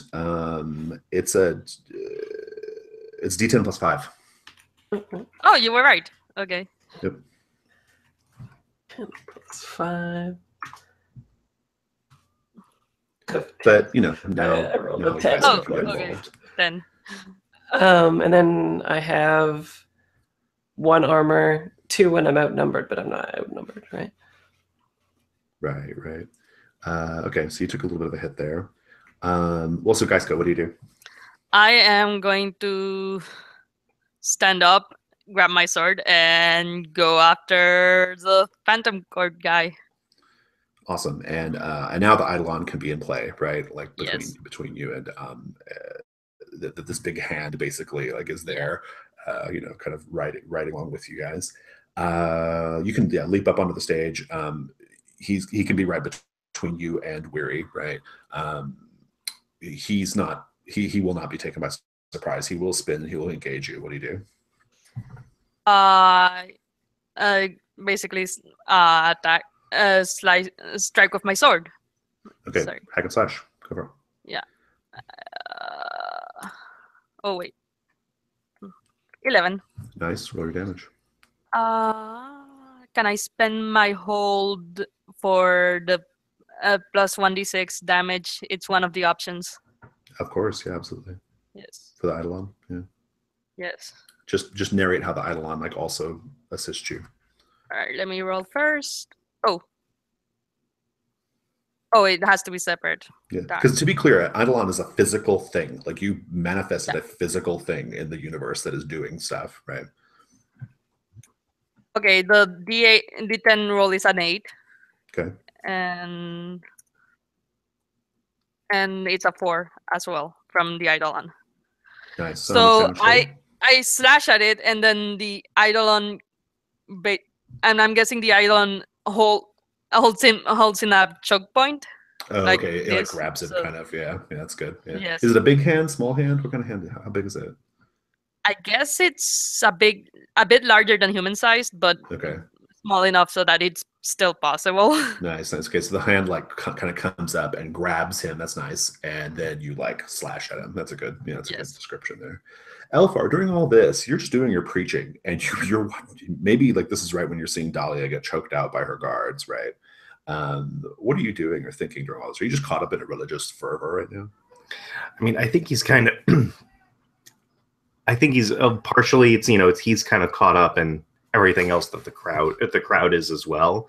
So like, I don't think he can like stop preaching, but it's like he does see, and I think that he's in a lot of ways, like he sees his daughter, die, and he's and it's like that's devastating to him, but he sees that as that is what that is what Anshar called for her to do. Yeah. And I think that and I think that once he gets done preaching, he it's like he'll feel a need to perform like funeral rites on the various people there, but also on yeah. daughter. We'll get to that. So you're caught up. Yes, okay. I just wanted to check in with you, see how you're doing. Mm-hmm. Archon. Archon, do you have to focus on the eidolon, or can you do other things while that's going on? It seems that I can do other things as well. Okay, great. Well, so what do you do? But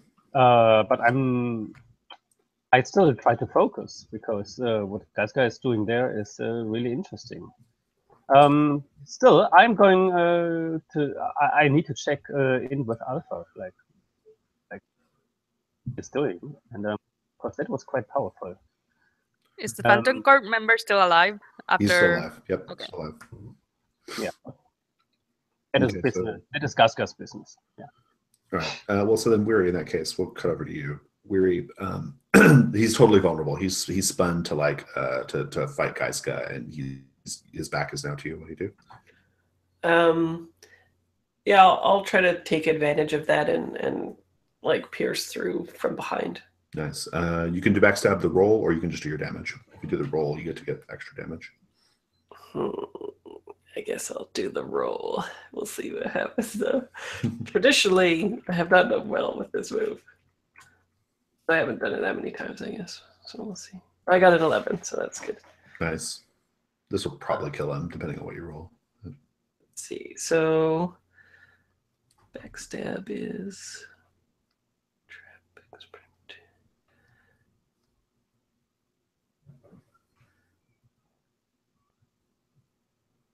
So I can do. You deal your. Okay, well, for now, I'll try to deal the extra damage. Okay. See what happens with that. So my damage is 7. And.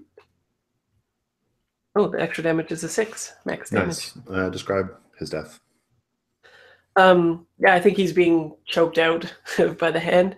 And then as that's happening and he's struggling, suddenly you just see the blade pierce through from looking at the guy's front. So it just pierces right through and like blood starts spurting out anime style, probably. Like it's an episode of Berserk. This has been a really, really chaotic evening in Eingavida. Many people are dead in the streets. Many people are leaving, leaving town, or they're going back to their lives shaken. Green Blood and Glory is not happening. Irur is going back to reassess his life choices or something, right? In any case, the whole situation, nobody would even come, right? So what would be the point of having it? Just post carnage, I want to just go around the table and find out what you're each doing. Alfar. I think Alfar, still kind of caught up in everything, just kind of tears streaming down his face. Well, we'll go to the body of anyone who killed themselves in the crowd. I think that he would, perform like, funeral prayers, and I think that he'd dedicate their bodies to Anshar, and kind of as he does so, he touches each of their forehead as they just kind of crumble into like they almost kind of quickly decay and just kind of like their ashes, seep into the soil. Yeah. And he does so like including his daughter, but he takes, I think she probably has like a necklace or something around her neck that she would have still had when she lived in the village, but he would take that first before touching her. I love it. Good. Weary, what about you? Well, I would be doing the key move. Because I killed a key. That's when you kill Keeper. Oh. Killing Key doesn't do anything. Okay. Key's just dead. Dang it. Okay. And you can't turn that key either because it's dead. So. Yeah. No turning the dead key. Okay. Yes. I don't know. I guess I would be. This can be some, like hours later, right? Like. Yeah, I think he's maybe still trying to investigate the key that he has to the Shadow Vault. Yeah. The other key. Yeah. You'll discover, talking to Order, that most of the Shadow Seminaries and the other Shadow Court, like chapels and churches, they have a vault. And the key is the thing that you need is the key. The vault doesn't matter, right? Like turning the key into the vault will take you to the scene of what the Shadow Key lead or what the Shadow Vault key leads to. And so they have one at the Shadow Seminary.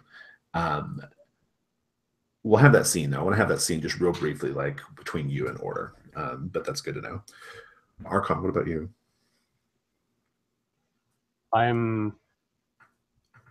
I'm shaken by the events, I have to say. So Devrick is still out and free, right? Yeah. I think he's drinking. He's drinking at the bar. He's drinking at the bar. Oh, that is good. I'm definitely interested in what he's doing, and since we have a couple of hours, I would like to like explore him, but I would also like to assist Alpha, because what he's doing there with touching people looks very similar to what I'm sometimes doing. But so I wonder if it has like a resemblance, if it has the same kind of tradition, and I'm trying to show some empathy. Yeah. So okay, I might frame up a scene between you and Davrik. I think that would be good. Gaiska, what about you? I'm tracking down Kelvin, like seeing what Perfect. what he's doing. All right, perfect. All right, so we've got some stuff here going on. Order. He says, you're like in his like little office space or whatever, and he'll say, so have you learned what the key is, what it leads to? Too weary. It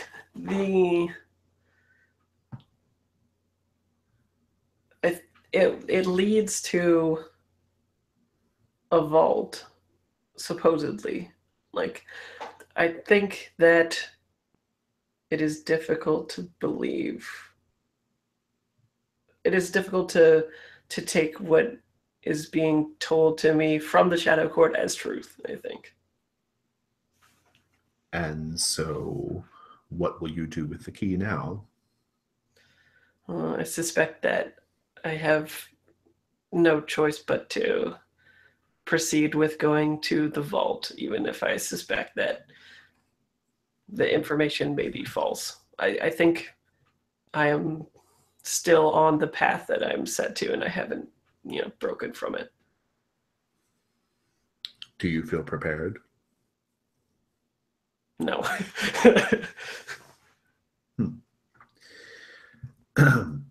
There's a danger in it. If you go and are unable to break the loop,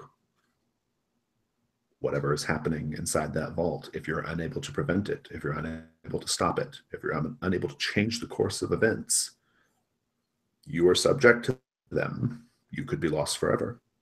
Is that something you're willing to do? Is it worth it to you? I think one way or another, that has been my life leading to this point anyway. Whether I get trapped in a vault and I repeat the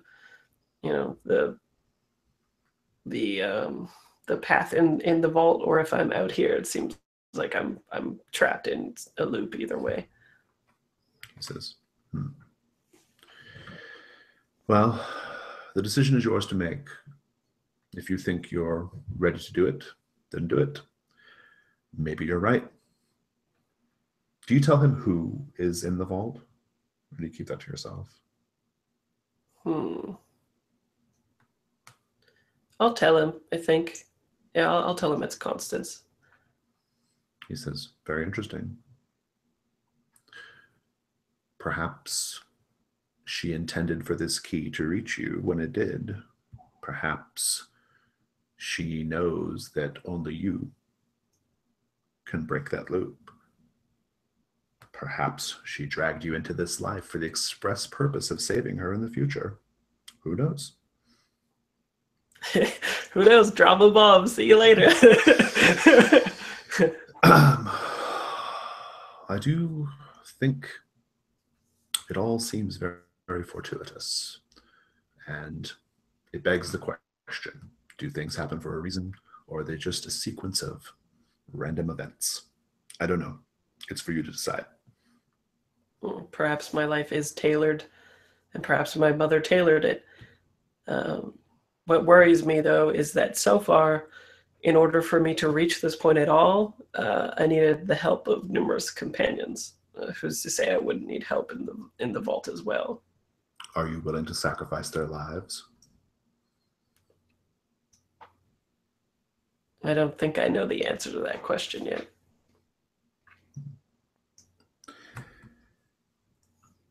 Archon, you find Davrik drinking at the bar. He gives you a dark look when you walk in. What do you say? Things have come to a conclusion. Will you carry on your task? What is your next step here? He looks up at you and he says,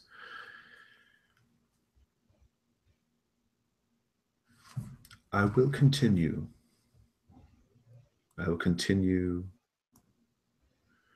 in the great effort. You have not stopped me. You have not stopped us. It will just keep going and going.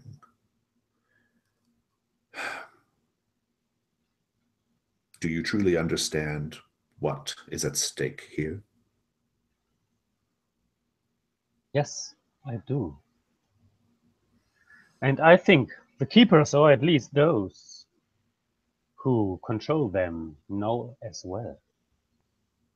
I'm not sure, though, if you understand what's going on. And I take my hand and grab his neck, draw his head close to me. I can read your mind now. Be careful what you think. I have nothing to hide from you. He says, are you not even somewhat moved by what you witnessed today at the Black Auction? The power that your friend unleashed upon the people of Eingeweider? This is not the benevolence of the old saints. This is terrible, terrible power. I know. The old saints are false. And I know. And I'm not change anything about it. And still I was moved today when Alpha called upon the creatures he is praying to. You and I know what is going on here. And we know that this place has changed with Alpha's appearance. I think the story between you and us is not over yet. I think there's a duty we have in Eingeweider. It will help us to finish what we have begun. My time in Eingeweider was purely transactional in nature. My task. I have no more business here in this wretched place, this cursed place. And he gets down, hobbling on his bad ankle, and says, go, continue your hunting. Continue being a pawn, lapdog. And he just kind of hobbles off and says, and kind of turns back and just says, you'll understand someday. I just hope that when you finally do, there's something left. And then he just leaves. I'm looking how he's going out of the room. Start brooding about what the day has brought. But the night is to come. Looking for my friends. Gaiska, you are going to find Kelvin. You can even find him wherever you wish. Maybe like isolated. Maybe how do you want to find him? Do you want to like sneak attack him? Do you want to corner him? What's your plan? Well, in an isolated location, but I'll walk up to him.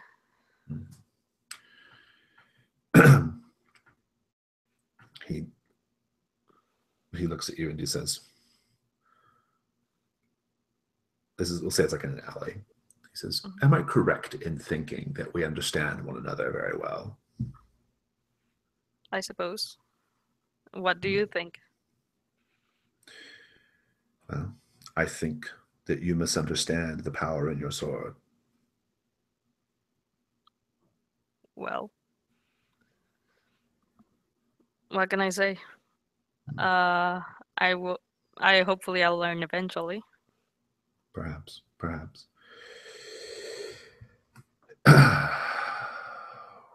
We will always seek it. because we intend to protect it. From what?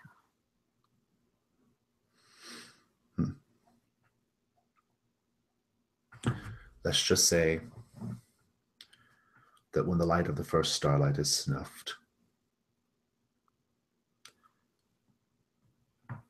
a darkness, a pall will fall over the civilized world.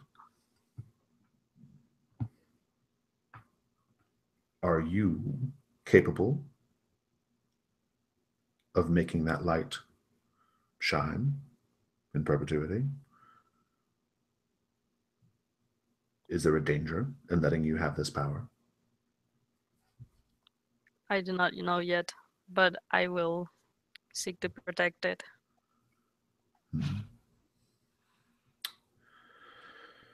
Well,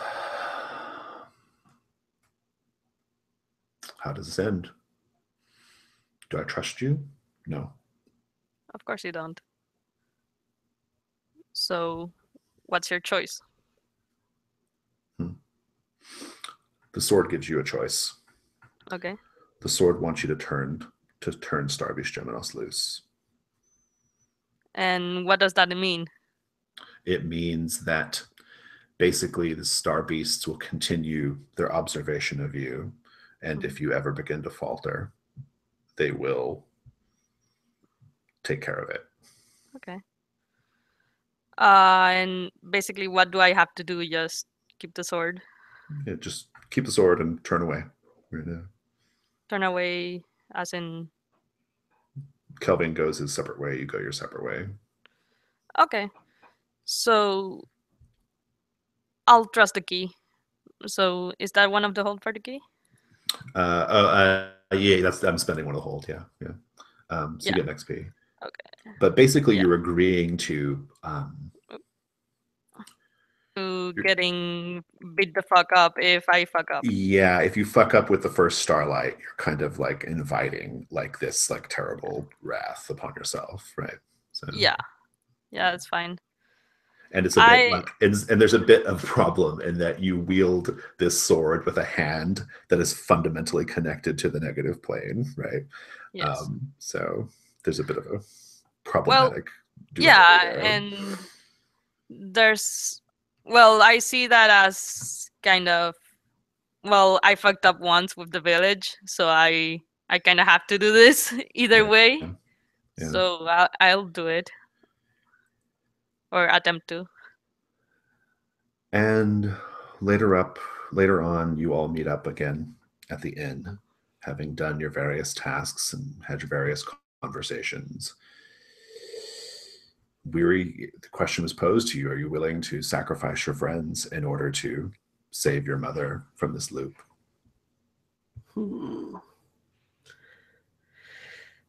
I think that maybe his answer would be to ask them if they want to do it, and not necessarily seeing it as like, as sacrificing them, but saying that like we would have a greater chance of success with all of us together, and acknowledges that he's only made it this far from numerous people in the party helping him. He would have died like 6 times or something like that. So, but yeah, he'll be truthful for once and divulge everything and show the key to them and say, if you want to help me, I think that I do need your help, but I won't try to trick you into doing it. And there's, certain danger / death awaiting, because if we fail, we'll probably get caught in the same loop over and over and may not even know it. Weary, this is not about keys or keepers, hunters, whatever. This is about us. Weary, I will come with you. I will do what you ask me for, because we are friends. Thank you, Frodo. I guess, does Weary tell the group that it's his mother in behind the stuck in the loop? Yeah, I think it's the one time that he's like actually completely truthful. All right. In which case, Alfar will just say, I do not think this is wise. I don't think that this is something that any of us should be doing, but I don't think you can be turned from this path. And I just watched my child die in front of me today, so maybe I can prevent another parent from watching their child die in front of them. Nice move. Nice rhetorical move. Yeah. Kaiska, what about you? You want to protect your mother, right? Well, I've never known my mother, but more than anything, I think if we can break a path and a loop for somebody, then it means that we could break it for anybody. And I doing think, so will probably have some kind of very tangible repercussions in the world, right? yeah, like I'm seeing it as sort of like really old magic that we don't understand. So when it's broken, we don't know the repercussions of it. But Weary in his head thinks that maybe these vaults are placed in such a way that like it's a tertiary plan from when the like angels fell or something, right? Like there's still little things that we can do to change the world for better or worse, and one of these vaults is a thing. And then in so doing, he also gets to learn more about his mother and meet her, even if it ends in failure. Yeah. I'm gonna consult my sword first of all, because I actually have a move now, heirloom. Yeah. So I roll So, charisma, and it's basically kind of like spout lore in terms of right. what Yeah. happens. So Yeah. roll 2d6, 2d6, not 1d6, and I get a 3. um, And there's no where's my miscondition.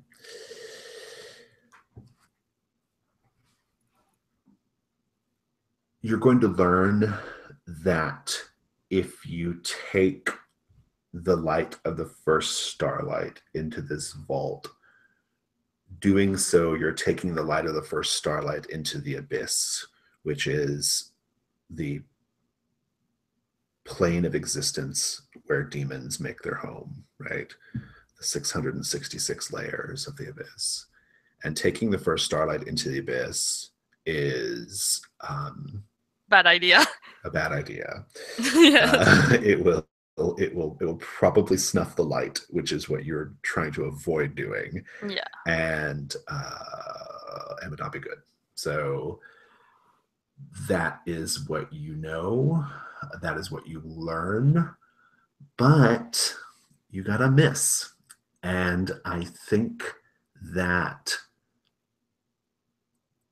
there's a suggestion in your, how do you like go about communicating with it? Is it just like a sort of a prayer or a sort of meditation? Like how does it look? Is it a vision? Meditation, I would say, like quiet meditation. Yeah. Mm-hmm. But you will also get a little bit of insight into your character. You've told us that you were responsible for killing your people, right? Yeah. It's like a village or something. You're going to learn that just like Weary was caught in a loop with the demon, and just like his mother is caught in a loop with Rikisik, the rat god, demon rat god, you are also caught in a loop where you make this decision over and over again of whether or not to do what you did, right? Mm-hmm. And going in and helping Weary might help you better understand how this works and might help you break that cycle too. So the choice is yours.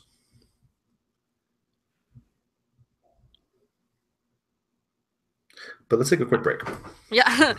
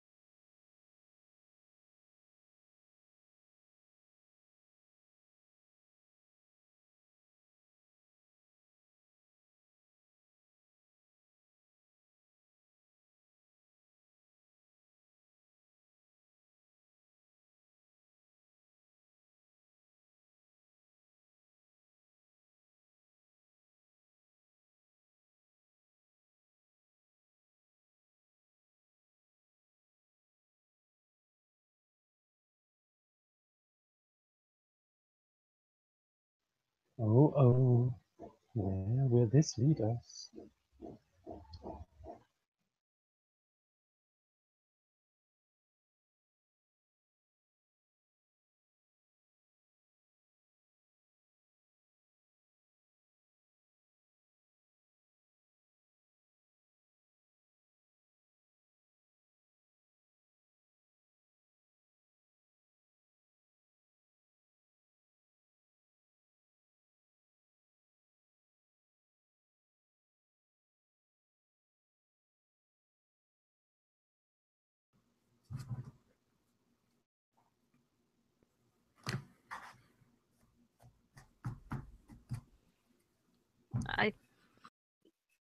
I have my answer for now. Which is Do we have to do this immediately, Weary? No, I don't think it has to be immediately. I mean, she's literally stuck in a loop in a static spot. Yeah, you can get her whenever. Then we can do this at some other point. I need to think about it. Sure. Or guys can just choose not to go too. I mean, that's like. Well, totally I'm saying basically I'm saying that I might come, but at a later if you do it at a later point, like if you do it right now, I definitely won't come. So you want to like power up your sword first, basically. Well, first I want to get strong enough so that possibly taking the first starlight to the abyss isn't going to cause bullshit to happen. So could be like a preparation thing, right? Yeah. I mean, maybe you guys don't go right away. You spend some time like studying and learning and trying to figure out what you're supposed to do, right? Sure. Yeah, that's totally. Yep, we can do that. Yes. All right. Chris is helping get the babies in the car seats. So. Okay. Yep. Yeah, talking about preparation. Mm-hmm. Yeah, so it could be. What do you guys have for your current preparation? Looks like Alphar's 2. got 1. I got 2. I spent all of mine because I would have failed a few times otherwise. I think Alphar, he went to 1. Okay. Also, one thing I was wondering about is we don't know who the keeper of this key is either, right? It was supposed to be, well, there may have been an old keeper. It was supposed to be Davrick, though, right? Oh, okay. Davrick was trying to acquire it for that purpose, but Mm. Davrick's given up on it now. So We will see him again. And there may be more of one of this key type too, right? Like this might not be the only one of that particular type because it's a creature. So because we know for sure there are others in the world because Lord Caspian had one stuffed, right? Right. Unless Lord Caspian exists in some sort of like symbolic dream space, right? You know, like which is totally possible, right? Yes. So Davik was essentially trying to become a keeper? The implication is that he already was, right? Yeah. Okay. Yeah. And It's just he didn't have a key, or either he had a key or he was trying to acquire a key, but he was in on it, basically. Yeah, he knew what was going on. Yeah, for sure. That key was called, it's the dire pig of Moloch, in case anyone cares.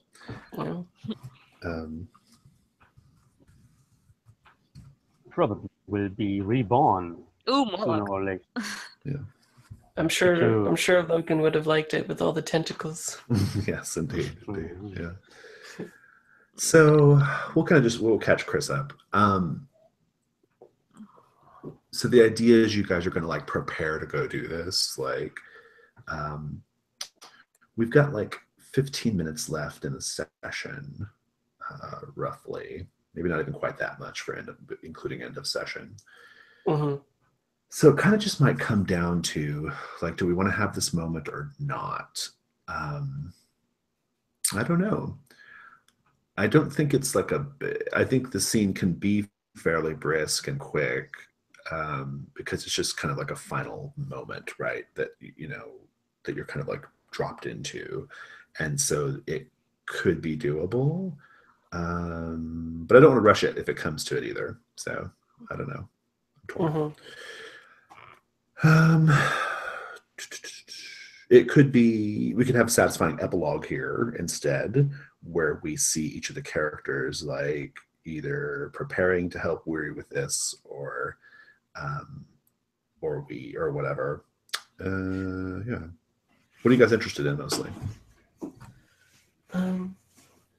I like, for me, I'll be in the next one, so it's whatever. Like, especially if for people that aren't in on the next one, whatever they want to do, maybe. Yeah. Sure. I'm not on the next one. I don't think so. I don't think so. No, I'm not. So I'm trying to think. Who is in the next one apart from Weary? Of everybody here, I think it's just Weary. Yeah. It's just weary. Yeah. Oh. So good luck trying to convince everyone else to join the all over again. I mean, it could. I mean, like, I feel like we're kind of at a point where, you know, we had like a pretty good conclusion at the Black Auction. We had a pretty good like set of like little denouement scenes, and so we could just go into epilogues. I think that might be okay. Yeah. Going to face Rakisik is insanely dangerous for your characters. Like, there's a really good chance they won't come back, right? And so let's just go with that then. Okay. So it sounds like, Chris, we're going to epilogue instead of trying to have the battle with Rakisik. Gotcha. It may be something that Weary revisits at some point, but it's not going to happen yet.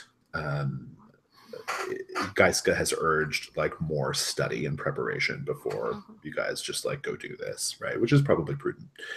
And so almost certainly a prudent thing. So in that case, I think I just want to see like an epilogue for each of you at the end of the Merry Abattoir. Where do we see you? What are you doing? What do you get up to?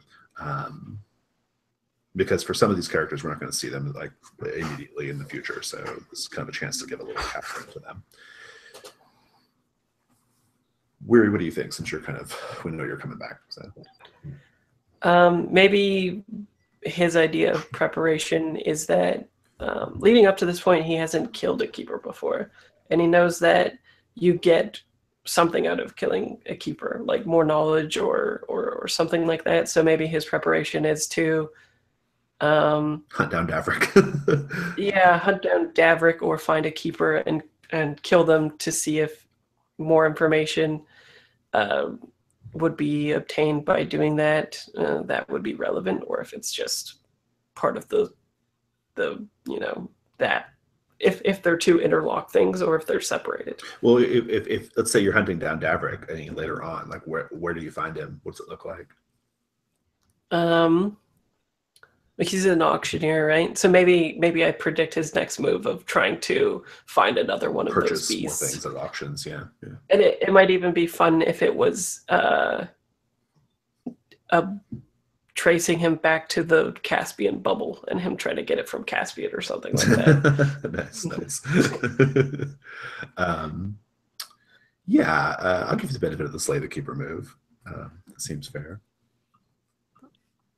It'd be kind of funny if maybe I attract him to the it becomes like a cyclical thing in that we go back to the first episode of where we are, and somehow it's like an Ocean's 11 thing where it's the same scene but more of it plays out and Davrick is there. And so the first episode takes place after this, in fact, instead of what the viewers think was at the beginning. And then more of the episode plays out at the end with me finding Davrick in the bowels of where we were because he's looking for the beast. And instead, I've kind of like positioned that the stuffed animal, so it's dead and useless to him. And it's also a trap where I kill him. Got it. You spring your trap there in Caspian's mansion. I like that. Yeah, that's good. Well, so when you deliver the killing blow to a keeper, you learn some of their secrets. Take +1 on going to hunt the next keeper. Take +1 forward to turn the key. Not an option here because the dire pig is not on the table. Reveal part of the keeper's secret plan. In which case you give me 3 visions. So maybe the visions is one of them is I like the color palette of the Shadow Vault to be kind of like the Matrix, where it's like a desaturated green type stuff. All the colors desaturated, but it seems like it's predominantly green in the film, and so it's something like that, and so that makes the connection between possibly the keepers and the vault. And then also maybe the vision is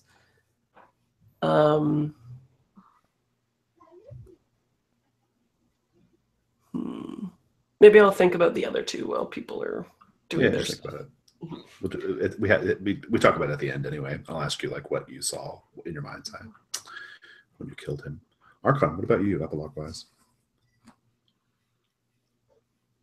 I know that Weary is taking care for Devrick. I promised Devrick. So, that we will see each other again. So I have time to make a last visit to the spirit under Eingeweide, Helicobacter. Yeah. We haven't probably said goodbye yet, and I want to once more dive into their guts. Yeah. And I say farewell by pouring the bottle of milk white putrescence into their guts to free Eingeweide and make it to a new place, as Alpha promised them. That's definitely turning the key. Yeah. That may not go well. Let's see. Let's get the turn the key move. I'll paste that into the chat. You'd spend time caressing, setting, or otherwise bonding with a key. Well, in this case, we'll say using it to see what happens. Using it on this woman in the well to see what happens. Roll plus wisdom.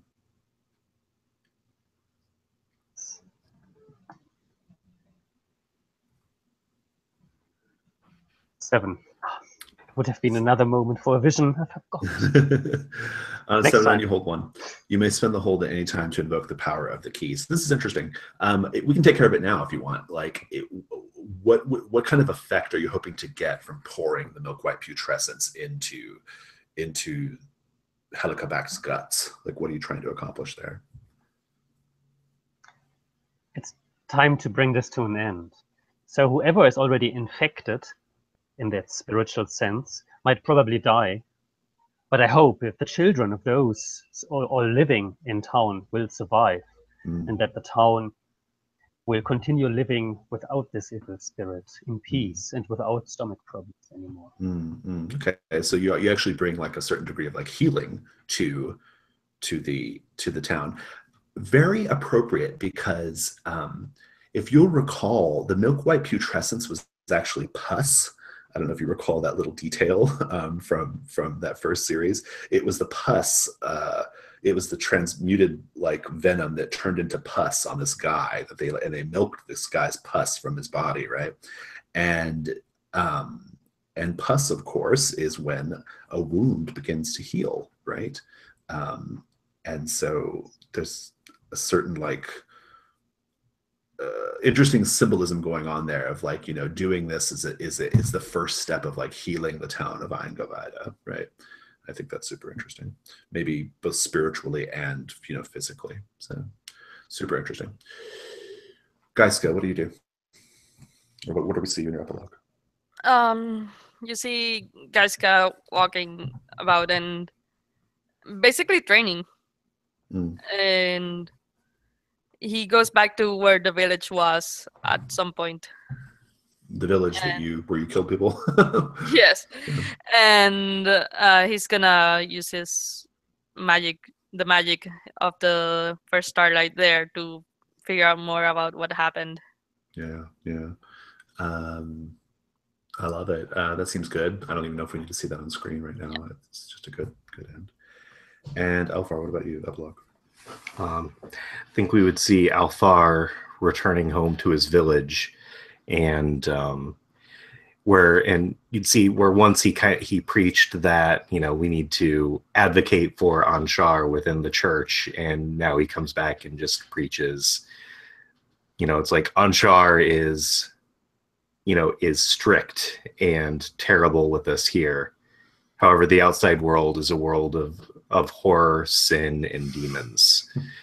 And that while our lot is hard and short here, we are truly blessed to live here rather than the outside world. At least we're not in Nangavada. Good. Awesome. Let's do our end of session. Okay, so I don't know if this is much of a flags session, but if you think you hit someone's flag, just call it out. I think Archon hit my flag, get me to speak of my life beyond our mission. Oh yeah, for sure. Yeah. And I hit let me explore your mind with my powers, I think. So do you agree, Archon? Okay, awesome. You're muted, Kara, but yeah. Cool. So you guys can mark an XP. Yes. Weary and Elfar, did you guys hit flags? I don't think so. I don't think so either. I'm not. Well, I could have been helping Archon learn about friendship when I talked about needing everybody to go to the vault. absolutely. That was very strong, hitting my flag, yes. And I would say you got into a dangerous position that I could protect you from by fighting the Phantom Court guy, and then I stepped in with the Eidolon as well. So So it sounds like you're getting the XP. Elfar, do you think you hit one? I don't really think I did. Okay. Let's talk about alignment. Upset. I'm gonna change mine at some point because it's no longer relevant. Archon, you can mark yours. Upset a relationship, see what happens. Gaiska, as written currently, I think you did that. You can mark an XP. Weary, destroy a symbol of the church. I think destroying a key was a big thing, right? It's important to the church, if not necessarily a symbol of the church, but connected to the church for sure. And endanger yourself following the precepts of your church or God. I'm going to say yes on that, Elfar, just because I think that situation where you preached in front of the crowd could have gone really south. Right? Oh yeah. Well, if I failed, the move says they turn on me. So. Right. Yeah, it could have gone really, really badly. So go ahead and mark an XP there as well. And then our big three questions are: do we learn something new and important about the world? Sure. Mark an XP. Yes. Do we loot a memorable treasure? Yeah, in a sense, you kind of looted the dire pig of Moloch, so you guys could take an XP there. And what's the other one? Defeat a worthy opponent. That I'm less clear on. The Phantom Court member was pretty tough, so maybe. But it was. But it was also 2-on-1, so 3-on-1 really in a sense. 3-on-1. Yeah. I'm gonna say no on that one. Right. It wasn't really a big combat kind of thing. So cool. I'm gonna stop the broadcast here. I will be on Discord in a few minutes if anyone wants to join me. I have the scenes though. Oh yeah, the images. Oh yeah, I gotta type those down. Yeah. All right. So what are your 3 images that you saw? What flashed in your mind when you killed Davrik? So I think I see a like a tableau of like a shadow court, but they're in the tableau, like I'm picturing kind of like a Fifth Element Aziz light kind of thing with the kind of like symbology looking really old, but having the shadow court there, and then below the shadow court it shows something kind of sleeping there, like beneath not the shadow court, the whatchamacallit, the vault is what I mean. And then another one is just a shot of a shadow vault with the color aesthetic, because I wanted that. Okay. And then another one I think is maybe one of those same tableaus, except that it doesn't have a sleeping thing in it, which for me is like trying to say that like only one of these things has a sleeping creature. And in my own thoughts, I'm thinking like maybe between the battle between the demons and the angels, there's like a sleeping angel in one of these. Interesting. vaults, perhaps. And maybe that's why they keep trying to like rerun them and change things, because they're looking for the angel and trying to kill it because they're keepers of their evil. I don't know. Intriguing. Interesting. It's an interesting theory. Mhm. I love it. Okay, well, so it looks like Garrett's not going to be joining us for the Discord. That's okay, though. I had a great time. This was a really, really play to find out what happens kind of session in a really big way. There was a lot of, but it was good. It was really, I felt like we were doing a good job of like talking to each other and having the conversation in order to build out what was going on in the scene, right? I didn't feel like I personally was driving it as much as like we were just kind of discussing what's going on and then kind of figuring out what was going on. So I thought that was a really good scene. The Black Auction scene, it took longer than I thought it was going to, but I think it led to lots of like really interesting on-screen stuff. So I can't complain. Are we doing Roses and Thorns now, or? I don't normally do Roses and Thorns. Oh, I did not know that. Yeah, we could just talk on Discord generally about what we liked and didn't like. So, but for those of you who are going to Discord, great. I'll see you in about 5 minutes. Everybody else, it was lovely. You guys enjoy the rest of your day. Okay. Thank you. Mhm. Thank